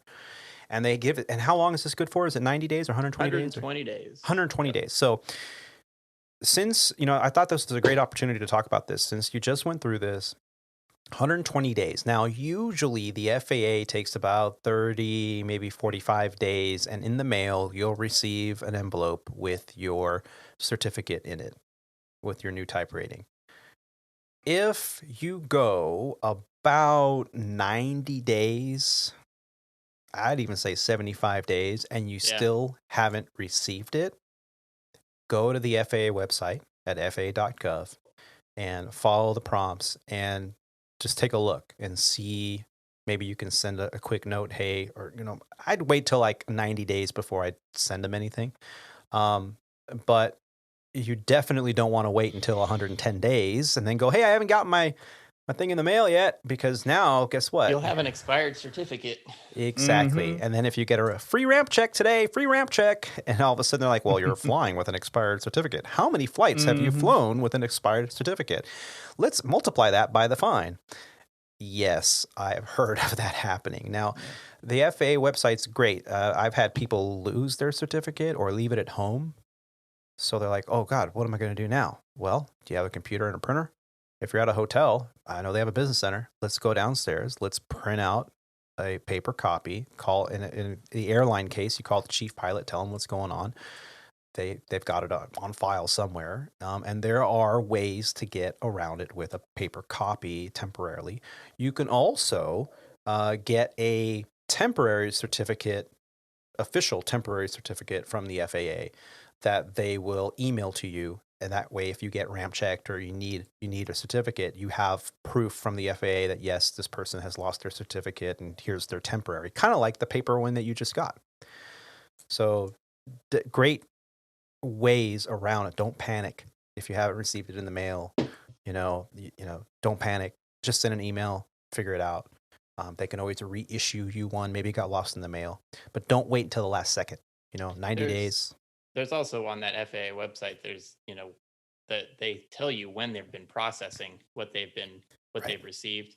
And so if you're, you're more than a couple weeks past that date, it's probably, even if it's only been, 6 weeks, it's time to call whoever gave you your check ride or your local FSDO to try and start tracking it down. Yeah, always get the examiner's contact information, because I know they have yours, but sometimes people, they usually give you a business card, and you put that in your wallet until you get your license or whatever, or always keep it. I always keep my contact information. You never know. You might have a question. You go, hey, can I ask you a question about something? Great to have it. I mean, that's what this industry is all about, right? Keeping contacts. But really happy to hear that you had a positive experience, even with the added pressure of having an examiner on board your sim. I think Rob's had that a couple times too, right? Yeah. Yeah. FA in the jump seat of a sim ride or something. Yeah. Yeah. I mean, and obviously you and I know when you were training for a line check airman job, at some point you have to do a line check with the FAA, the actual FAA on there. Yep.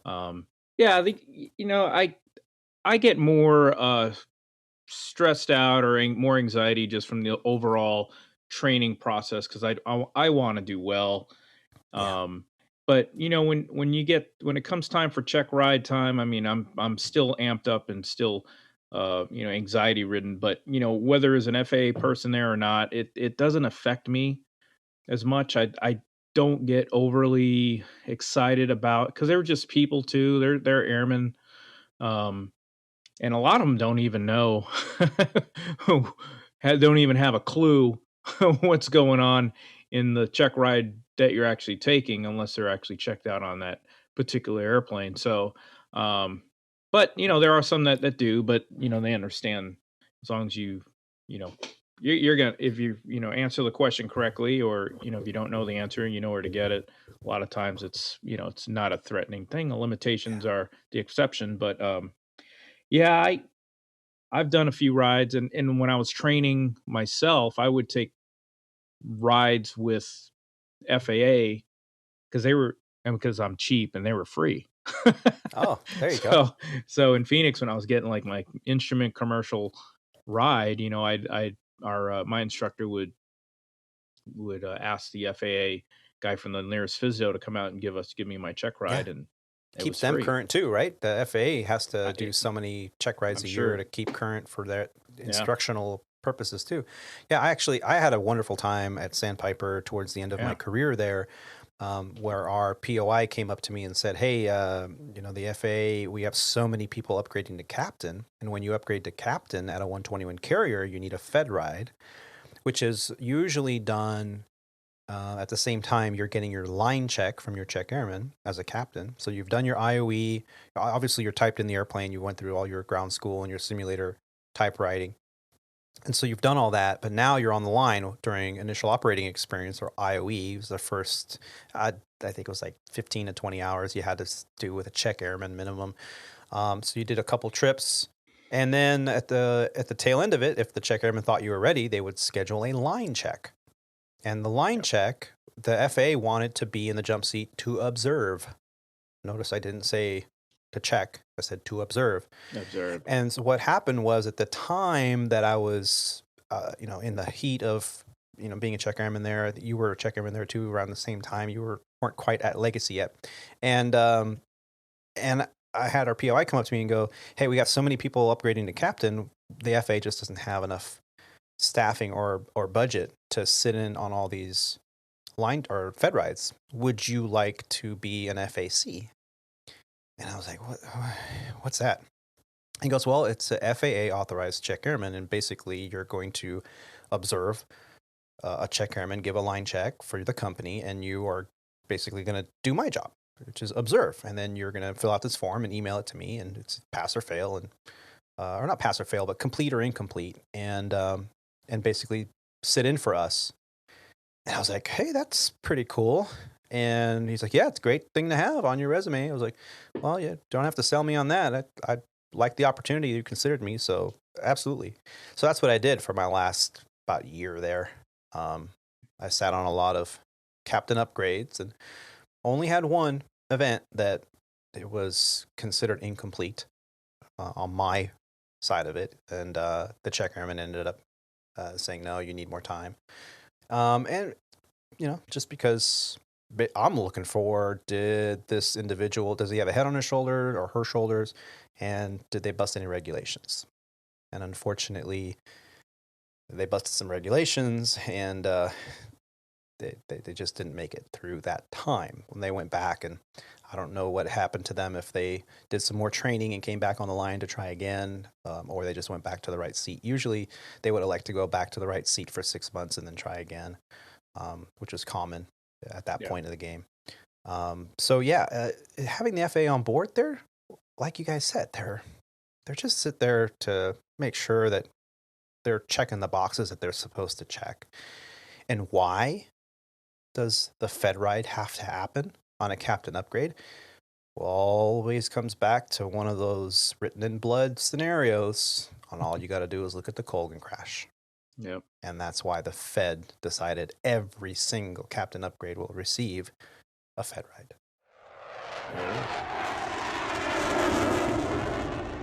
Well, Rob, you had some exciting news recently. I saw a couple photos from your final flight on a Yes. 737. And what kind of 737 was it?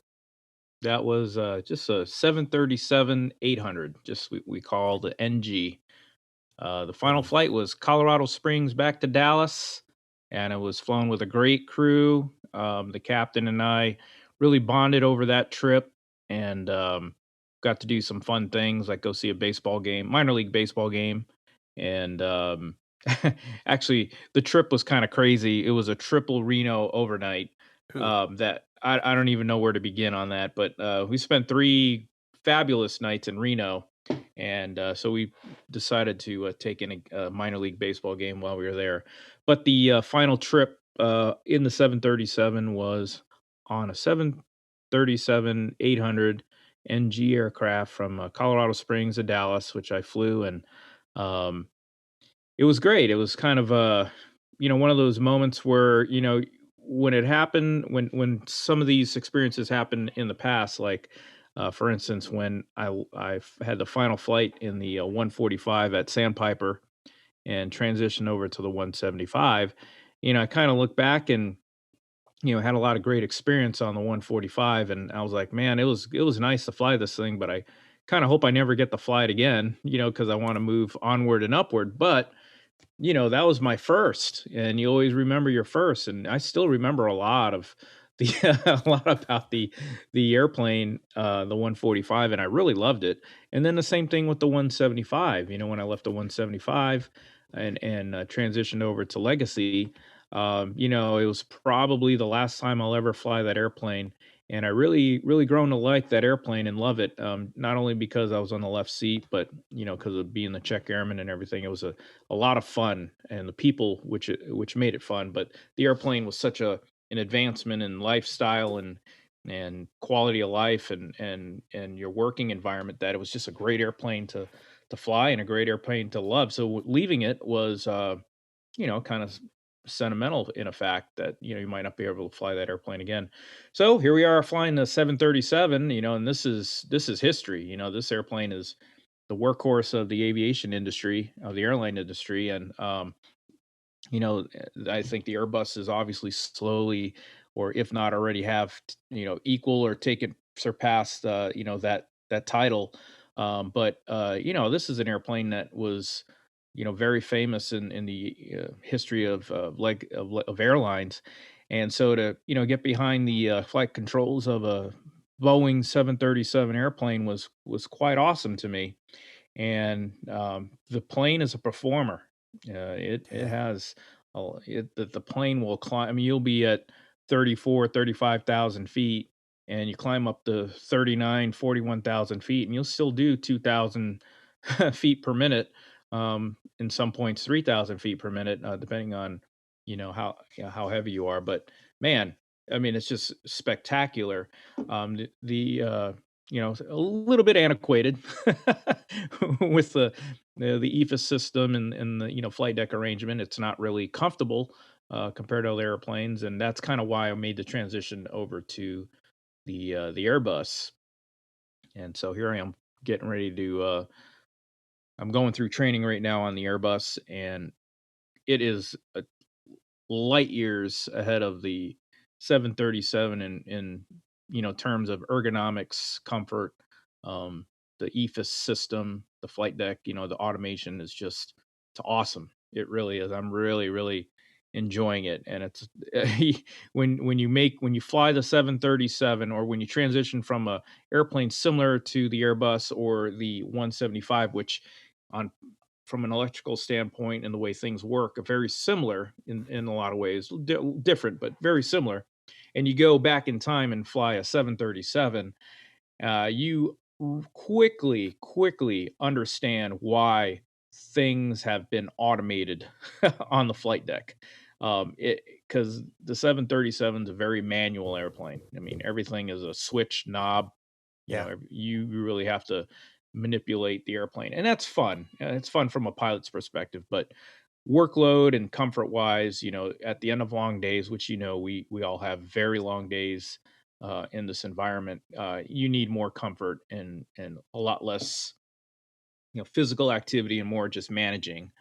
And so that's definitely what this airplane is quickly providing me. So Yeah. anyway, yeah, it's been an awesome transition going through class right now. I've only been in going finished with day 4 of ground school, and trying to sip water from a fire hose, so to speak, of information and knowledge. So it's a lot to handle, but I think I'm slowly grasping it. It's quickly coming to me. I think right now I'm having a little trouble with the flows, but I can get through it. And We've had a couple takeoff and landings in the simulator, of course, non-motion. But man, what a what a tremendous leap of technology and comfort from the Yeah. 737 that I'm quickly learning to enjoy. And when you're a new hire, you go through, I think, a little more rigorous process because you'd have to go through indoctrination or Sure. indoc, Yeah. where you learn about the company and all the regulations from their operations manual, how the company operates, what's expected of you, how to sign in, how to do reports. Then you have a union contracts to peruse over to find out Yeah. what you're responsible for, how to sign in for a trip, how many hours leeway are you going to get on reserve Mhm. versus this and that A reassignments. lot more to learn. And on top of that, you're trying to learn an aircraft potentially that you've never flown before. Yep. Now that you've been with the company for what, 4.5 years now, Kind of for you. Yeah. somewhere around there, so you know all that stuff. You're not being retrained on that, so Correct. you're going straight into a transition to a new aircraft. So Mhm. you can really concentrate more on just learning the aircraft and the Yeah. systems that's involved and the new Yeah. flows. And the hardest part, at least in my experience, whenever I've done that, is what gets in the way. And for me, it's the law of primacy. So Sure. checklists might be different. So when you're tired, especially, you're going to call for a different checklist that, wait a minute, what? That was the old aircraft. Yeah, exactly. Even for me, it's like go arounds. For me, it's go arounds. Positive rate, gear up, select. Go around, flaps 9, positive rate, gear up. Yeah, Select select heading, FMS, select select nav. yeah. And so you're like, well, Setting okay. this approach out to And you. then you get into a new airplane, and it's like positive rate, toga or whatever, go around toga, and then it's all right. Toga set, climb set, Climb positive set, rate, positive gear rate, up. gear up. All right, Set, go whatever. around flaps. Go around flaps, go up one notch, and then Yep.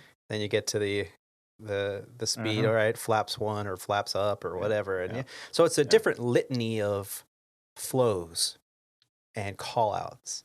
And that's what you're alluding to, is that when you transition from one aircraft that you've been flying for years, in your case 4, and now you're like, okay, forget all that. Forget all that. Dump it. Now let's learn the new aircraft and the new Yeah. call outs and the new flows and the new triggers and the new procedures. And you're like, okay, yeah, sure, no problem. And you're drinking from the fire hose and you're tired and you're in. And we're going to talk a little bit about like the simulator versus the trainer. Yeah. Because we don't use paper trainers anymore, or the posters that are illuminated from behind. We actually use the, what is it, 3M systems or what? Yeah, I think that's what it is. Yeah. It's I took all a picture like, of it the other day. it's like what, 5 touch screens all together that comprise the entire cockpit, and it's interactive. As you push the screen, the button will change and everything, and you have it's awesome. It says on here CAE 400 XR series, but I think that's probably the company. But I do see the screens are 3M touch screens. Yeah, all of them. There's 1, 2, 3, 4, 5, 6, 7, 8 touch screens. Yep, and they're on a server, so the instructor's sitting behind you as they would in the actual simulator, and they're controlling the scenarios, and they'll put you ready for takeoff, and you're looking and you're taking off. I mean, there's no motion. It's on the ground. You're in an office chair, but it's an amazing piece of kit. It's a great tool. Yeah, great tool. So you go from there, and then you said you transitioned into the simulator, not in motion. Correct. To go through the flows and actually physically touch buttons and switches, tactile, and tactile memory items. And so, and you're only 4 days into it. And how many days total are you going to be? So there's 9 days of ground school. 10th day, I believe, is the the, prog check where they, sit in with a check airman, and then, they give you the blessing to go onto the sim. So make sure you got your flows down and your call outs and procedures down packed. That way, when you get into the sim, which is day 11 through, I have to look it up, I think 11 through 19 or something like that. It's pretty quick. You only get like 8 sim sessions or something like that, training sim sessions. You're in the simulator and you're going through everything that you learned. And then I guess then the day after that is maneuvers validation. And then you do your LOE, line oriented experience flight training in the sim, where you actually replicate an actual flight. And then that's when I Then think you you do get your rad and you do your rad. Yep. advanced maneuvers. Advanced maneuvers. And then as long as you do all that to company standards, then you get your rating. Yeah. So, and the nice thing is zero classroom environment. yeah, It's one-on-one. And you're paired up with a captain or an FO? No, FO, another FO. So FO. So you swap seats. FO. Yeah, so that's kind of been a challenge for me because we have to swap seats, and I'm only getting really what I would normally think would be 100% of the time, hands-on with the trainer and just doing my flows. I'm only getting 50% of the time hands-on with the flows, but the other 50% I'm actually getting to watch. And we all talked about this, that, when you get to sit and watch, you kind of have the bird's eye view of everything that's going on, and you can see all the mistakes that, not only the mistakes, but the things that you're doing right, or things that you need to add to your flow or whatever, from observing. So I'm learning that this isn't such a bad deal, being FO and FO training. But in the past I have trained with another captain. Usually they're experienced in that airplane already, and man, that's kind of been the way I've trained. So anytime I have a question or I miss something, they always chime in with hey, do it this way. This is how I used to do it. And, it's like, oh, okay, that sounds good. Yeah. So yeah, it's going okay. I mean, I feel like I'm behind, but the instructor's like, dude, you're light years ahead of where everybody is normally at this stage. Yeah. So, and we used to have remember the charts that we used to have for grading, 5 meaning, hey, you make no mistakes, you're in the green all the time, and you never ever wander outside of the green target. You're spot on all your flows, techniques, and procedures. And then, if you're a 4, you're kind of like, okay, you're in the green most of the time, but you kind of wander into the yellow, but you quickly come back into the green and you figure things out quickly. And then 3 is like, well, you spend a lot of time in the yellow. Every now and then you'll touch the green, but then you always come back into the yellow, and you don't really want to be in that. You want to be above the 3. Right. And then 2, you're spending all your time in the yellow. You're in the red, touching red every now and then. And then, 1 is like you're in red, and you're maybe not even be in the red. You might be on the poster or on the wall somewhere. Hanging on to the rudder. Hanging on to the static wicks, for the whole flight. But the instructor's like, well, he always asks, where do you guys think you are? And I'm like, I feel like I'm in the 3. I'm in the yellow most of the time. And he's like, no. If, judging by all the guys I've had here, you're bouncing between 4 and 5 most of the time. I'm like, really? He's like, oh yeah, if you get stumped somewhere, I just kind of nudge you in the right direction, and then you take off running. Yeah. And same with the other guy. So I'm like, all right, cool. If that's what he says, I feel good about it. But I hate feeling, I hate being in that feeling where you're just kind of lost the whole time. But yeah, I don't feel lost. I just overwhelmed, maybe. Oh yeah, there's a lot going on, and just kind of like you mentioned to me in our phone call the other day, it's doing it the way training wants you, and versus doing the way the flight line does it, are two normally totally different things. As long as everything gets done, right, by checklist time and push time and get in the air, then obviously it's all good. And that's quite quickly what I'm learning. That needs a little bit of clarification. Now, an instructor or a check airman never wants to hear you say, well, there's a way they do it in the schoolhouse, and there's the way you do it on the line. It's two different things. No, it's not two different things. Not. But what I meant by that, and what you're alluding to, is a lot of things that you do in the checklist, you do a certain way. And you're like, well, wait a minute. You have me checking the altimeter to make sure it's displaying properly. Well, why can't I just set it to what the altimeter, so I don't have to come back and touch it 300 times. I can just set it and forget it. Right. Yeah. And I was mentioning to you, well, on the line, obviously, when you do your cockpit, pre-departure cockpit flow, whatever they're calling it now, you know, as you're coming through doing your scan, that's exactly when you're going to set that. Do it. And even if it's going to change in 10 minutes with a new ATIS coming out, you set it so at least it's ballpark, and then you're going through everything. But there's a rhyme and reason. Okay, so now on the Airbus, why do you not set the altimeter during your pre-cockpit flow, and why do they want you to do it during a different flow, which is the before start check? Because if you set your side and do not set the captain's side, a timer starts. And after so many seconds, you're in the middle of your flow, you're going to hear a ding, bing, and it's going to say alt baro disagree on the ECAM. So, but you know this, you're intuitive, and you're doing your pre-flow, and you set your side, and immediately, if you touch your side, you're going to set the captain's side, even if they're not there. Right. So you don't get that ding. So, but Airbus, like you had mentioned, it's an aircraft designed for third world pilots. In other words, pilots that may have not had as much experience. And you see this all the time. You read accident investigations, or you read articles about foreign airlines, and it's like the first officer had 350 total time. And you're like, wait, Didn't I hear somewhere like Pakistan Airlines or something like that?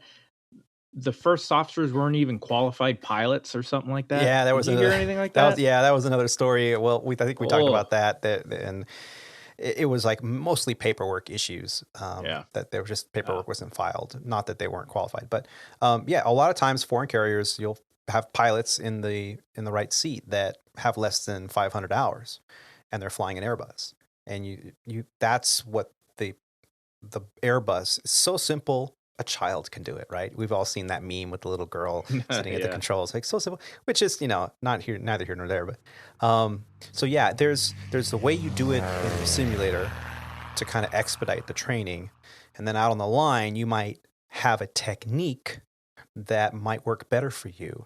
And in the end of the day, as long as everything got done appropriately by the checklist time, or by the time you're manipulating controls, then you're fine. As long as you're not adding stuff that's completely off in left field.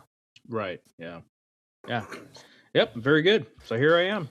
I'll couple days off to kind of reset, and I need to get some of those system test system test studying done. Sorry. Yeah. Yeah, that's great. And then change the window to 100 questions. Yeah. And then do one system at a time. Yeah. Don't do the whole bank. That way, and there's some banks only have, like, when you do landing gear, I think it only has like 18 questions or something. And then then you have like communications, and that talks about the radios and navigation and stuff like that, and that has like 40 questions. So whatever it is, just do one bank at a time until you can get all you need to pass is 80%. So as soon as you get 81%, move on. Yeah, exactly. I already did it. I did a 100 question test, and got like a 98 or whatever. So a couple of questions I just didn't read the whole answer properly. RTFQ. Yeah, we talked about that last time. RTFQ. Read the whole freaking question. Yep. Now, Roger, your training over the last probably 10 years has been the same: one-on-one simulator, third-party training. So you have mostly online training whenever, like this past type ride that you did, and then you went in there. And did you only focus on simulator training, or did you also have a ground school portion of this instruction? Yeah, there's ground school. There's always ground school as well, and there's tests on the systems that you need to pass in order to move on. Just like this one, there was a test as well that you had to get 80% and then correct it to 100% before moving on. It's not one-on-one per se. this last class, there was 4 in the class, and then I had the first sim sessions were with another guy. So we were paired up together. And then the last 2, I was by myself just because there was slight differences in the training program. But you're usually paired up with another person. And actually, for these third-party things, there's actually a discount if you bring 2 people. I mean, it's pretty small, but a small discount for bringing 2 people, because that way they can make the class a little bit more efficient. Yeah. Oh, that's good. I'm glad you both have been going through this. And Roger, again, congratulations on your achievement with your next type rating. It's exciting to keep marking them off that you're going to need 2 certificates in order to keep all your type ratings in there. I think it's kind of cool because, I mean, when I used to look at other airman certificates of other individuals, it's kind of neat to see all the ratings and everything that person has. It's kind of like a passport of sorts for, where you've been and what you've been doing. And that's awesome to keep adding ratings to your certificates. You probably have, to be continued. Yeah. And they have to send you a second certificate with the next one on there, or change the font to something even smaller, Hopefully I'll add a few more here over the next several years or next decade or so. And we're keep flying bigger airplanes. We'll see. We'll see where that goes. If the conglomerate decides to add some Falcons in there, that's that's cool, man. Gulfstream. Did you see the new G6? Yeah, the G5 and the G. Well, it's the G500. Is that what it is? The G500. Yeah, the G500 is the newest thing there. Yeah.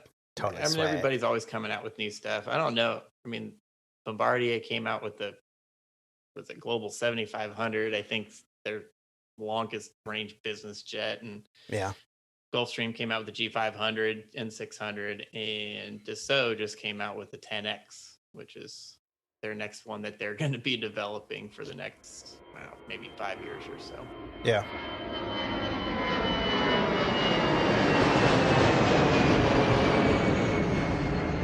I just want to say thanks again to both of you. We have really tried very hard to get episode 82, or what we're now calling Flight 82, off the ground, pun intended, because of schedules and cancellations and just really trying scenarios at work.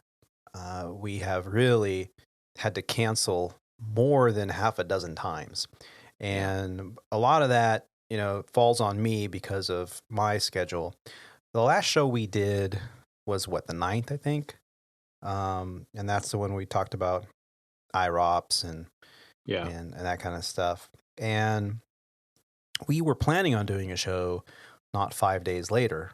But then I went on a trip on the 12th, and it was a nice trip. Another Ontario trip, which I'm very happy because I'm literally 10 minutes drive away from Ontario, and I get to park right up front and just walk across the street and go right into the terminal and KCM, and I'm at the gate. We have 2-3 gates that we use.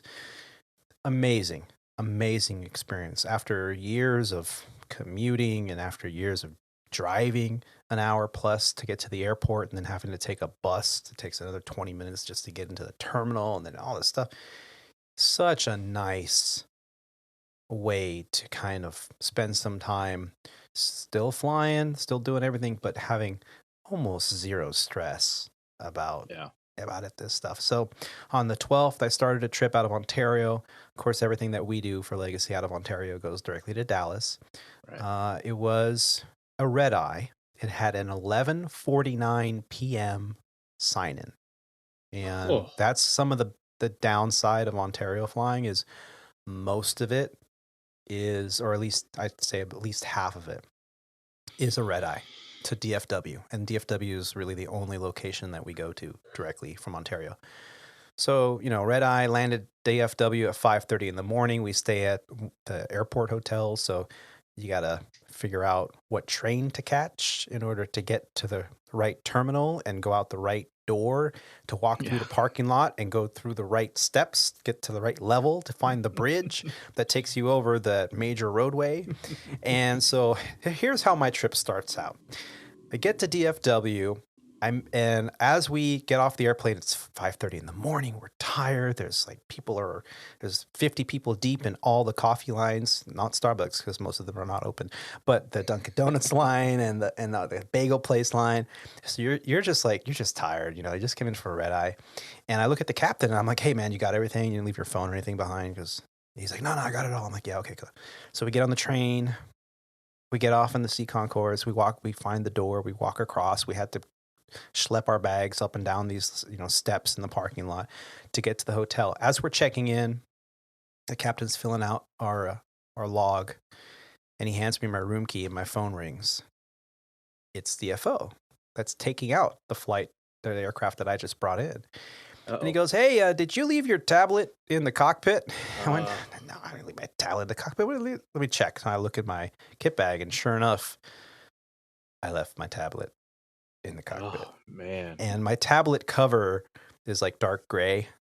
And if you leave it in the holder and put the cover over it, for whatever reason, I was distracted and I didn't put it in my kit bag right away, which I have a flow that I do. So I don't leave anything behind. It's the same flow that I do every single leg.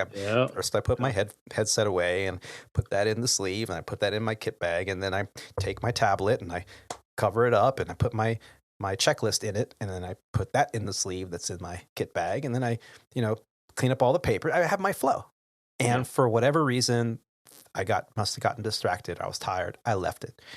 So I'm like, oh God, the only thing I want to see is the back of my eyelids. I don't want to have to do it. So I left my bag and everything in the hotel room and just kept my uniform on, made sure I had my badge and my ID, and I just went downstairs and retraced all my steps. Took me a good 15 minutes to get back to that gate. They were already boarding. So the gate agent, he had left the tablet with the gate agent. So I didn't have to try to text him or anything.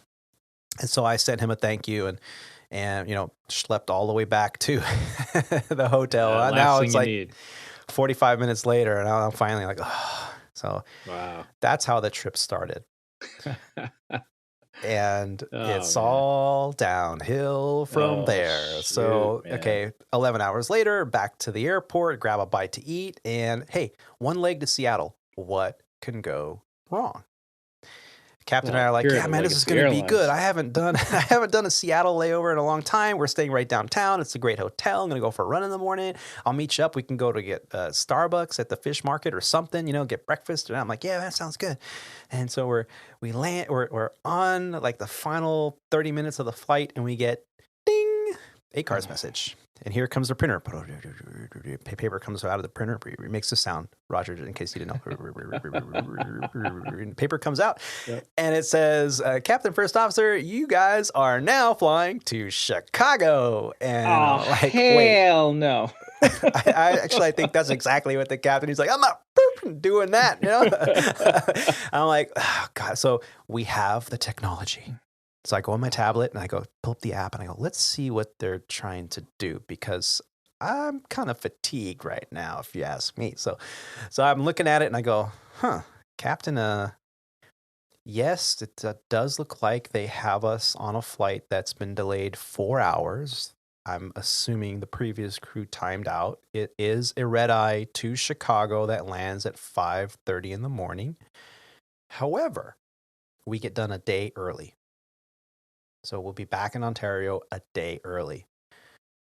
I'm like, did you have plans that you would like to do? Because in terms of rest, we just did one leg. I'm okay, but I'll leave it up to you. And he goes, getting done a day early and being paid to be at home. And they can't really use us on reassignment because they have to give us the rest. And by the time they use us, can they use us for? Like a San Diego turn out of LA? That's just not going to happen. So I'm like, yeah, do you want to do it? And he's like, yeah. I'm like, yeah, that's we can do it. I'm like, okay, fine. I said, but I tell you this, they didn't feed us on this leg, and they're not going to feed us on the next leg. And if they do, it's going to be a Gruben. And I don't want another Gruben. If I see another Gruben the rest of my life, I'm going to throw it at somebody. Oh, man. Which is the cold sandwich they give us. They call it a Gruben. It's Disgusting, man. it's got like kimchi in it. It's disgusting. Yeah. So fermented cabbage. So so I'm like, but I got to eat. I see Roger rolling his eyes over there, but go ahead. I know. Yeah, you guys got real problems over there at the airlines, This is first world problems, buddy. So we landed and we're like, okay, but hey, I said, Captain, here's the good part. We're parking at the South Satellite in Seattle at SeaTac. And the airplane that we're supposed to be flying out 45 minutes later is in the North Satellite at SeaTac. And anyone that's been into SeaTac and had to contend with these satellites, it's a terminal where the only access to the main terminal is to take an escalator and a train and, somehow get over to the other side. Then you got to walk a couple miles to the north end of that one and then grab another train that goes underground that takes you to the other terminal. Like, that's like an hour, 45 minutes to an hour trek. And it's 9:00 at night and I'm hungry. So I'm going to take a meal break. And I said, what are the odds that the flight attendants are going to time out by the time we get there? And he goes, I like the way you're thinking. Let's do it. Okay, we'll accept this. Accepting it. Fine. So we get there and I'm collected my things and he collected his things and we're getting ready to step off the aircraft and the Legacy Airlines airport managers standing there. He's like, gentlemen, I'm here to take you to your next flight. I was like, oh, wait, what? He's like, yep, I've got a vehicle parked outside. Otherwise, this is going to take you an hour to get there. So we'll be there in 5 minutes. I'm like, oh, well, we were going to get a bite to eat. Is there any food available at the airport for a warm meal? We could take it to go. And he was like, no, everything closes at 9. Oh, come on, man. So we look at each other and I'm like, fine. And he goes, well, I'll make sure they have, crew meals for you on the next flight. And he gets on this walkie-talkie and he, calls over. And so we went down the Jeppard stairs and got in this VIP vehicle, and drove across the airport. And he's like, wow. He's like, yeah, you would never have made it there. You would have gotten lost. I know these things. I know how you guys work. And so we get there. The plane was all boarded up, and the flight attendants look at us, and I look at the number one, and I go, when do you guys time out? she goes, we timed out like 20 minutes ago, and we all extended. We want to go home. And I'm like, oh. Okay.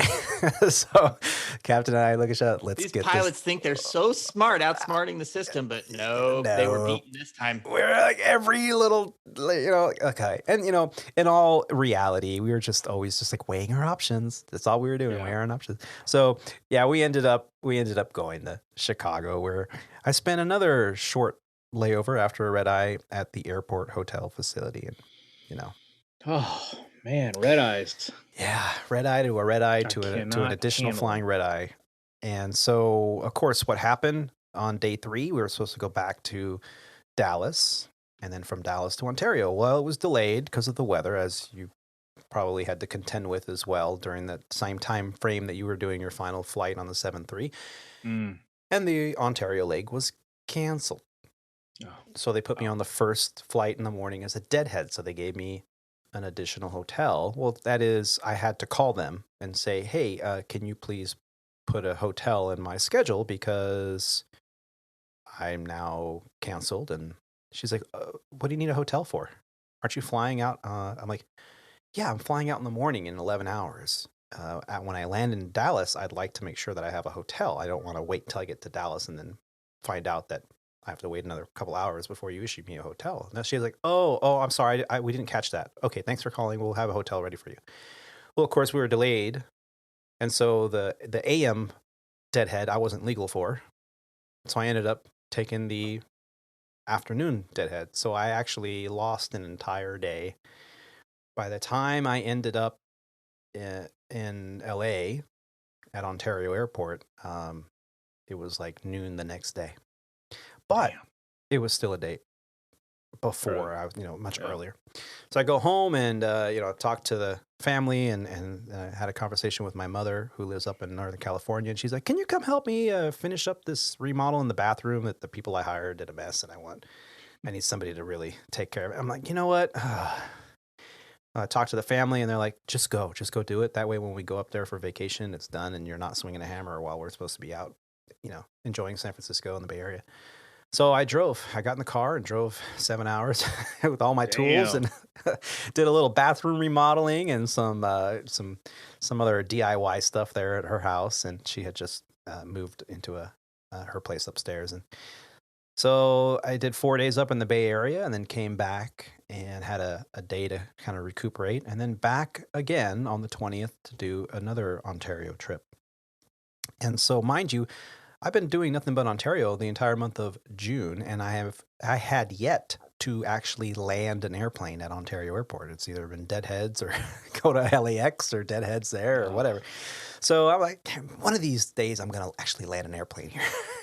So sure enough, the next day, we had weather issues, and we had a 2-day that turned into a 3-day that gave me, again, a deadhead into Ontario. So then I had 11 hours in base at home. I went home, repacked a bag, and then did another 3-day trip back to back. Man. And yeah, so podcasting was really not on the schedule there for quite some time. Yeah. That's exhausting, that schedule. That's fatiguing. Anytime you have alone, you need to recharge your batteries. It's tough. Yeah, and somebody was posting online that whenever they do a red eye, it takes them like 3 days to recover, and I'm like, wait, what? 11 hours? You got to get going, man. So yeah, that trip, actually, this last trip that I just finished yesterday, amazing trip, great crew, and not unlike what you did over in Guadalajara, we actually all went out together. And not only that, we had 2 layovers back to back, same crew. Wow. So yeah, we got to go have pizza and some adult beverages in Columbus, and then we went out and had a little bit of food and some adult beverages in Spokane, and it was a really nice thing to kind of connect and talk about families and stories with your crew. And we mentioned that I haven't done this for years, since back in the day, Yeah. But finally, it happened. Awesome.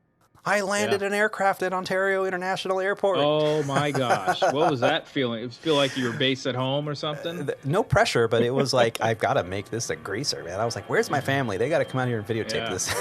That's cool, man. So that's it. Felt kind of under the weather. I think it was more exhaustion and some sinus issues from air conditioning running. It's been so hot out here in the SoCal, and everywhere I was going, I mean, even Spokane was like 102. It was like crazy up there. So with all this, had a little bit of postnasal, ended up at urgent care to get checked out, because with all this that's going around, upper respiratory, I thought, I'm not going to take any chances. And sure enough, they said, well, you probably just have colds and postnasal. You got some lung congestion. He goes, that's really all you have. He goes, normally I'd say over-the-counter medication, but in accordance with the CDC guidelines, we're going to recommend you do a COVID test, even though you're vaccinated and whatnot. And I'm like, well, whatever you think. And considering I'm supposed to go to work tomorrow, probably best that you just rule out the COVID thing. And that way I don't feel bad if, I'm one of those extremely rare occurrences that has been vaccinated and comes down with the Delta variant. Who knows? You have made a covenant with death, and with hell you are in agreement. You're all going to die. So I got tested, and then he goes, okay, you get your results in 3 days. I'm like, wait, what? You can't just tell me, like, 3 days. Rapid test, 45 minutes? I'm like, no, we don't do that one here. We do the 3 day. So, of course, he goes, you have to quarantine until you get your results. And I was like, oh, that sucks. Okay, so I had to call the chief pilot and go through the whole hoops with that. So I was removed from flying until pending my results. And today we're recording a podcast. Man, that's a crazy life you're living there, Tony. That's I don't know how you do it. Just keep changing those batteries, man. That's it. Got to recharge them. Keep recharging them. That's a fatiguing, man. That's what you're alluding to is a common problem right now, I think, which everybody's experiencing in aviation, airline. I'm sure Roger's been doing it for a while too, is, for a long time there when the pandemic hit, we found ourselves twiddling our thumbs, at home and, getting very few flights in. And all of a sudden, like they were predicting, things were going to turn around really rapidly. And next thing you know, the Crazy. tempo of our operation has just, for lack of a better word, exploded. And we Yeah. are going at, we're red line right now at our company. And we're having to cancel a lot of flights because there're just not enough crews to staff some of the operation the way it's been happening, especially when you throw some weather into the mix. So guys like you, guys like me, we are just running ourselves into the ground with I think I lost you guys. I'm gonna pause here until I I know I can get hear you you. back. Oh, there we go. Sorry, bad internet connection. Internet It's my end. issues. It says your internet connection is unstable. That's untrue. I'm unstable. Anyway, but anyway, to kind of finish up my comment here, it's a very, very, I think it's a very dangerous situation if we don't watch ourselves, watch each other. In your situation, you and your captain talked about your fatigue level, and you're flying those red eyes. I mean, you got to be careful and don't let the operation push you into doing something that you're just not physically ready to do. Because this is a very, very um I wouldn't say stressful, but just mind fatiguing kind of a job. You're may not be physically doing much, but you're constantly evaluating, with your brain. It's running on, all 8 cylinders to 12 cylinders, depending on what kind of car you are. And you can run out of gas. You know what I mean? So when you do, things start happening, and you may not catch it at the right time, and that's when you start making mistakes. And hopefully, we don't string enough mistakes to make an accident or an incident. So anyway, that's enough said about that. Good job, man. I'm glad you're get some time off and recharge those batteries. Yeah. Yeah. Oh, thank you. Well, we're going to wrap it up here on this flight, and I just need to take pause because we are so excited that we got another listener feedback.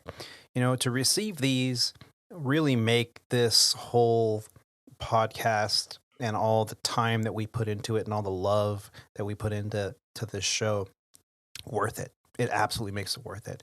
And I got to say thank you to Nick St. Croix, who sent an email to us from the contact tab right there on our Aviator Tony website. And he writes, I've been listening to the show pretty much from day one and figured I'd finally send some feedback. I want to start by saying that your show is the best part of my week, and I appreciate you taking the time to produce this podcast. I especially enjoy the episodes where you offer some insight into the life of an airline pilot and discuss some of the things you endure on a typical workday. I think we got that one covered on this episode for sure. The last few episodes have been some of my favorites for that reason. I just finished my commercial pilot license in January, and I'm currently working on finishing my CFI. Congratulations. That is amazing. And keep it up. Nice job, man. Good job. Absolutely.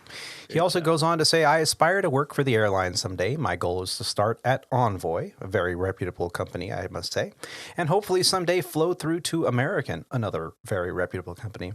I'm a huge Airbus fan and have flown it quite a few times in the simulator. My best friend works for JetBlue training facility in Orlando, where I currently live, so I've been fortunate enough to do some sessions there with him and an instructor. It was a very difficult road for me to finish my training, mostly because of financial reasons, having to work 2 jobs to put myself through training. And on the days when I feel discouraged or like I'm never going to finish my CFI and move on, listening to your podcast and your upbeat, positive outlook towards the profession and life in general gives me a lot of hope and motivation to pick myself up and keep working towards the goal. I can genuinely tell you love what you do. Just wanted to give you a shout out and thank you for all the great work you do. It is truly a pleasure listening to your show, and you are a huge inspiration. I wish you all the best. Regards, Nick St. Croix. Well, Nick, congratulations. Congrats, Nick. On your achievements. Best of luck. Yeah, man. And keep that going. feedback coming, man. We love hearing about the listeners and their progress in aviation. That's the whole reason for the show. Too, man. Yeah, exactly. It's makes us feel really good that people are listening and they're enjoying the podcast. And I got to give all the props to you, Tony. I mean, you're the one that's putting in all the hard work on this podcast. I mean, me and Roger, we're just contributing to the content, but you produce it, you put it all together. You're spending all your hard-earned money and doing it, and I feel bad about that. But hey, dude, listen, no, seriously, in all seriousness, man, it all props go to you. You're doing a great job, and I'm just happy that you allowed me to be part of it. Oh, well, thank you, gentlemen. I mean, you guys really do, make the show so much better with your insight and your positive. I mean, that's why I call you my friends, is that your positivity and how much maturity, and you guys both are so supportive, and just having you on the show, it's just so natural for me. And, as we bring on more and more guests onto the show, and more people to help out, it's almost become its own little community. The Squawk Ident community, where we can sound off in a positive way and try to inspire and motivate those who are interested. I mean, if I had somebody telling me what to expect in this industry when I was much younger, I'm sure I would have gotten into aviation a lot sooner. And so if we can do any little part, I mean, this feedback really kind of brings it all together. So thanks again. Thanks, Nick. Thank you, Rob and Roger.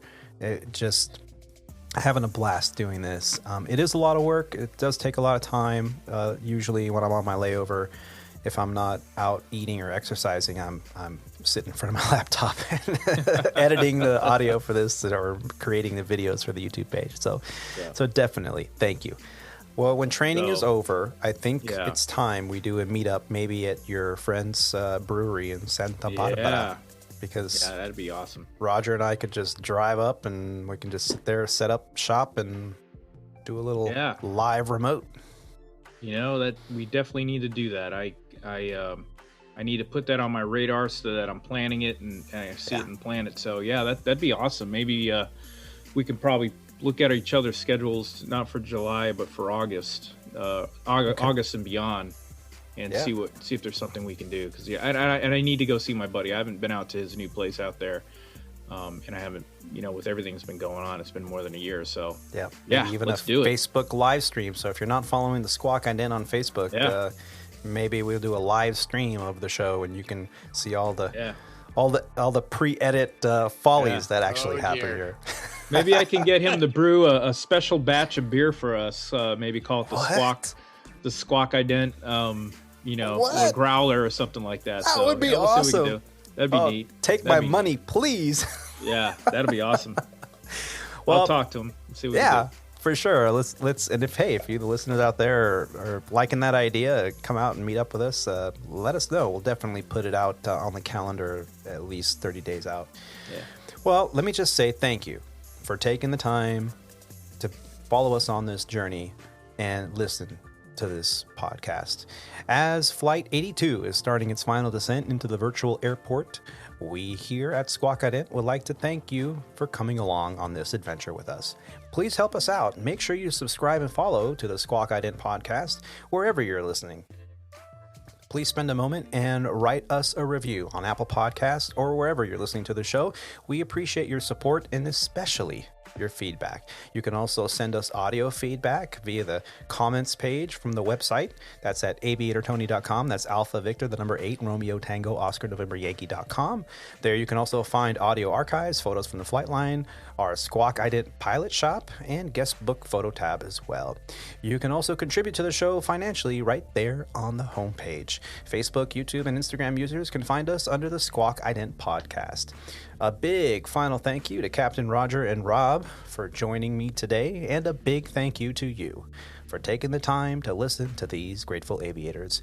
Keep the dirty side down out there, be safe, and take care of each other. Bye, everyone. See ya. Thanks.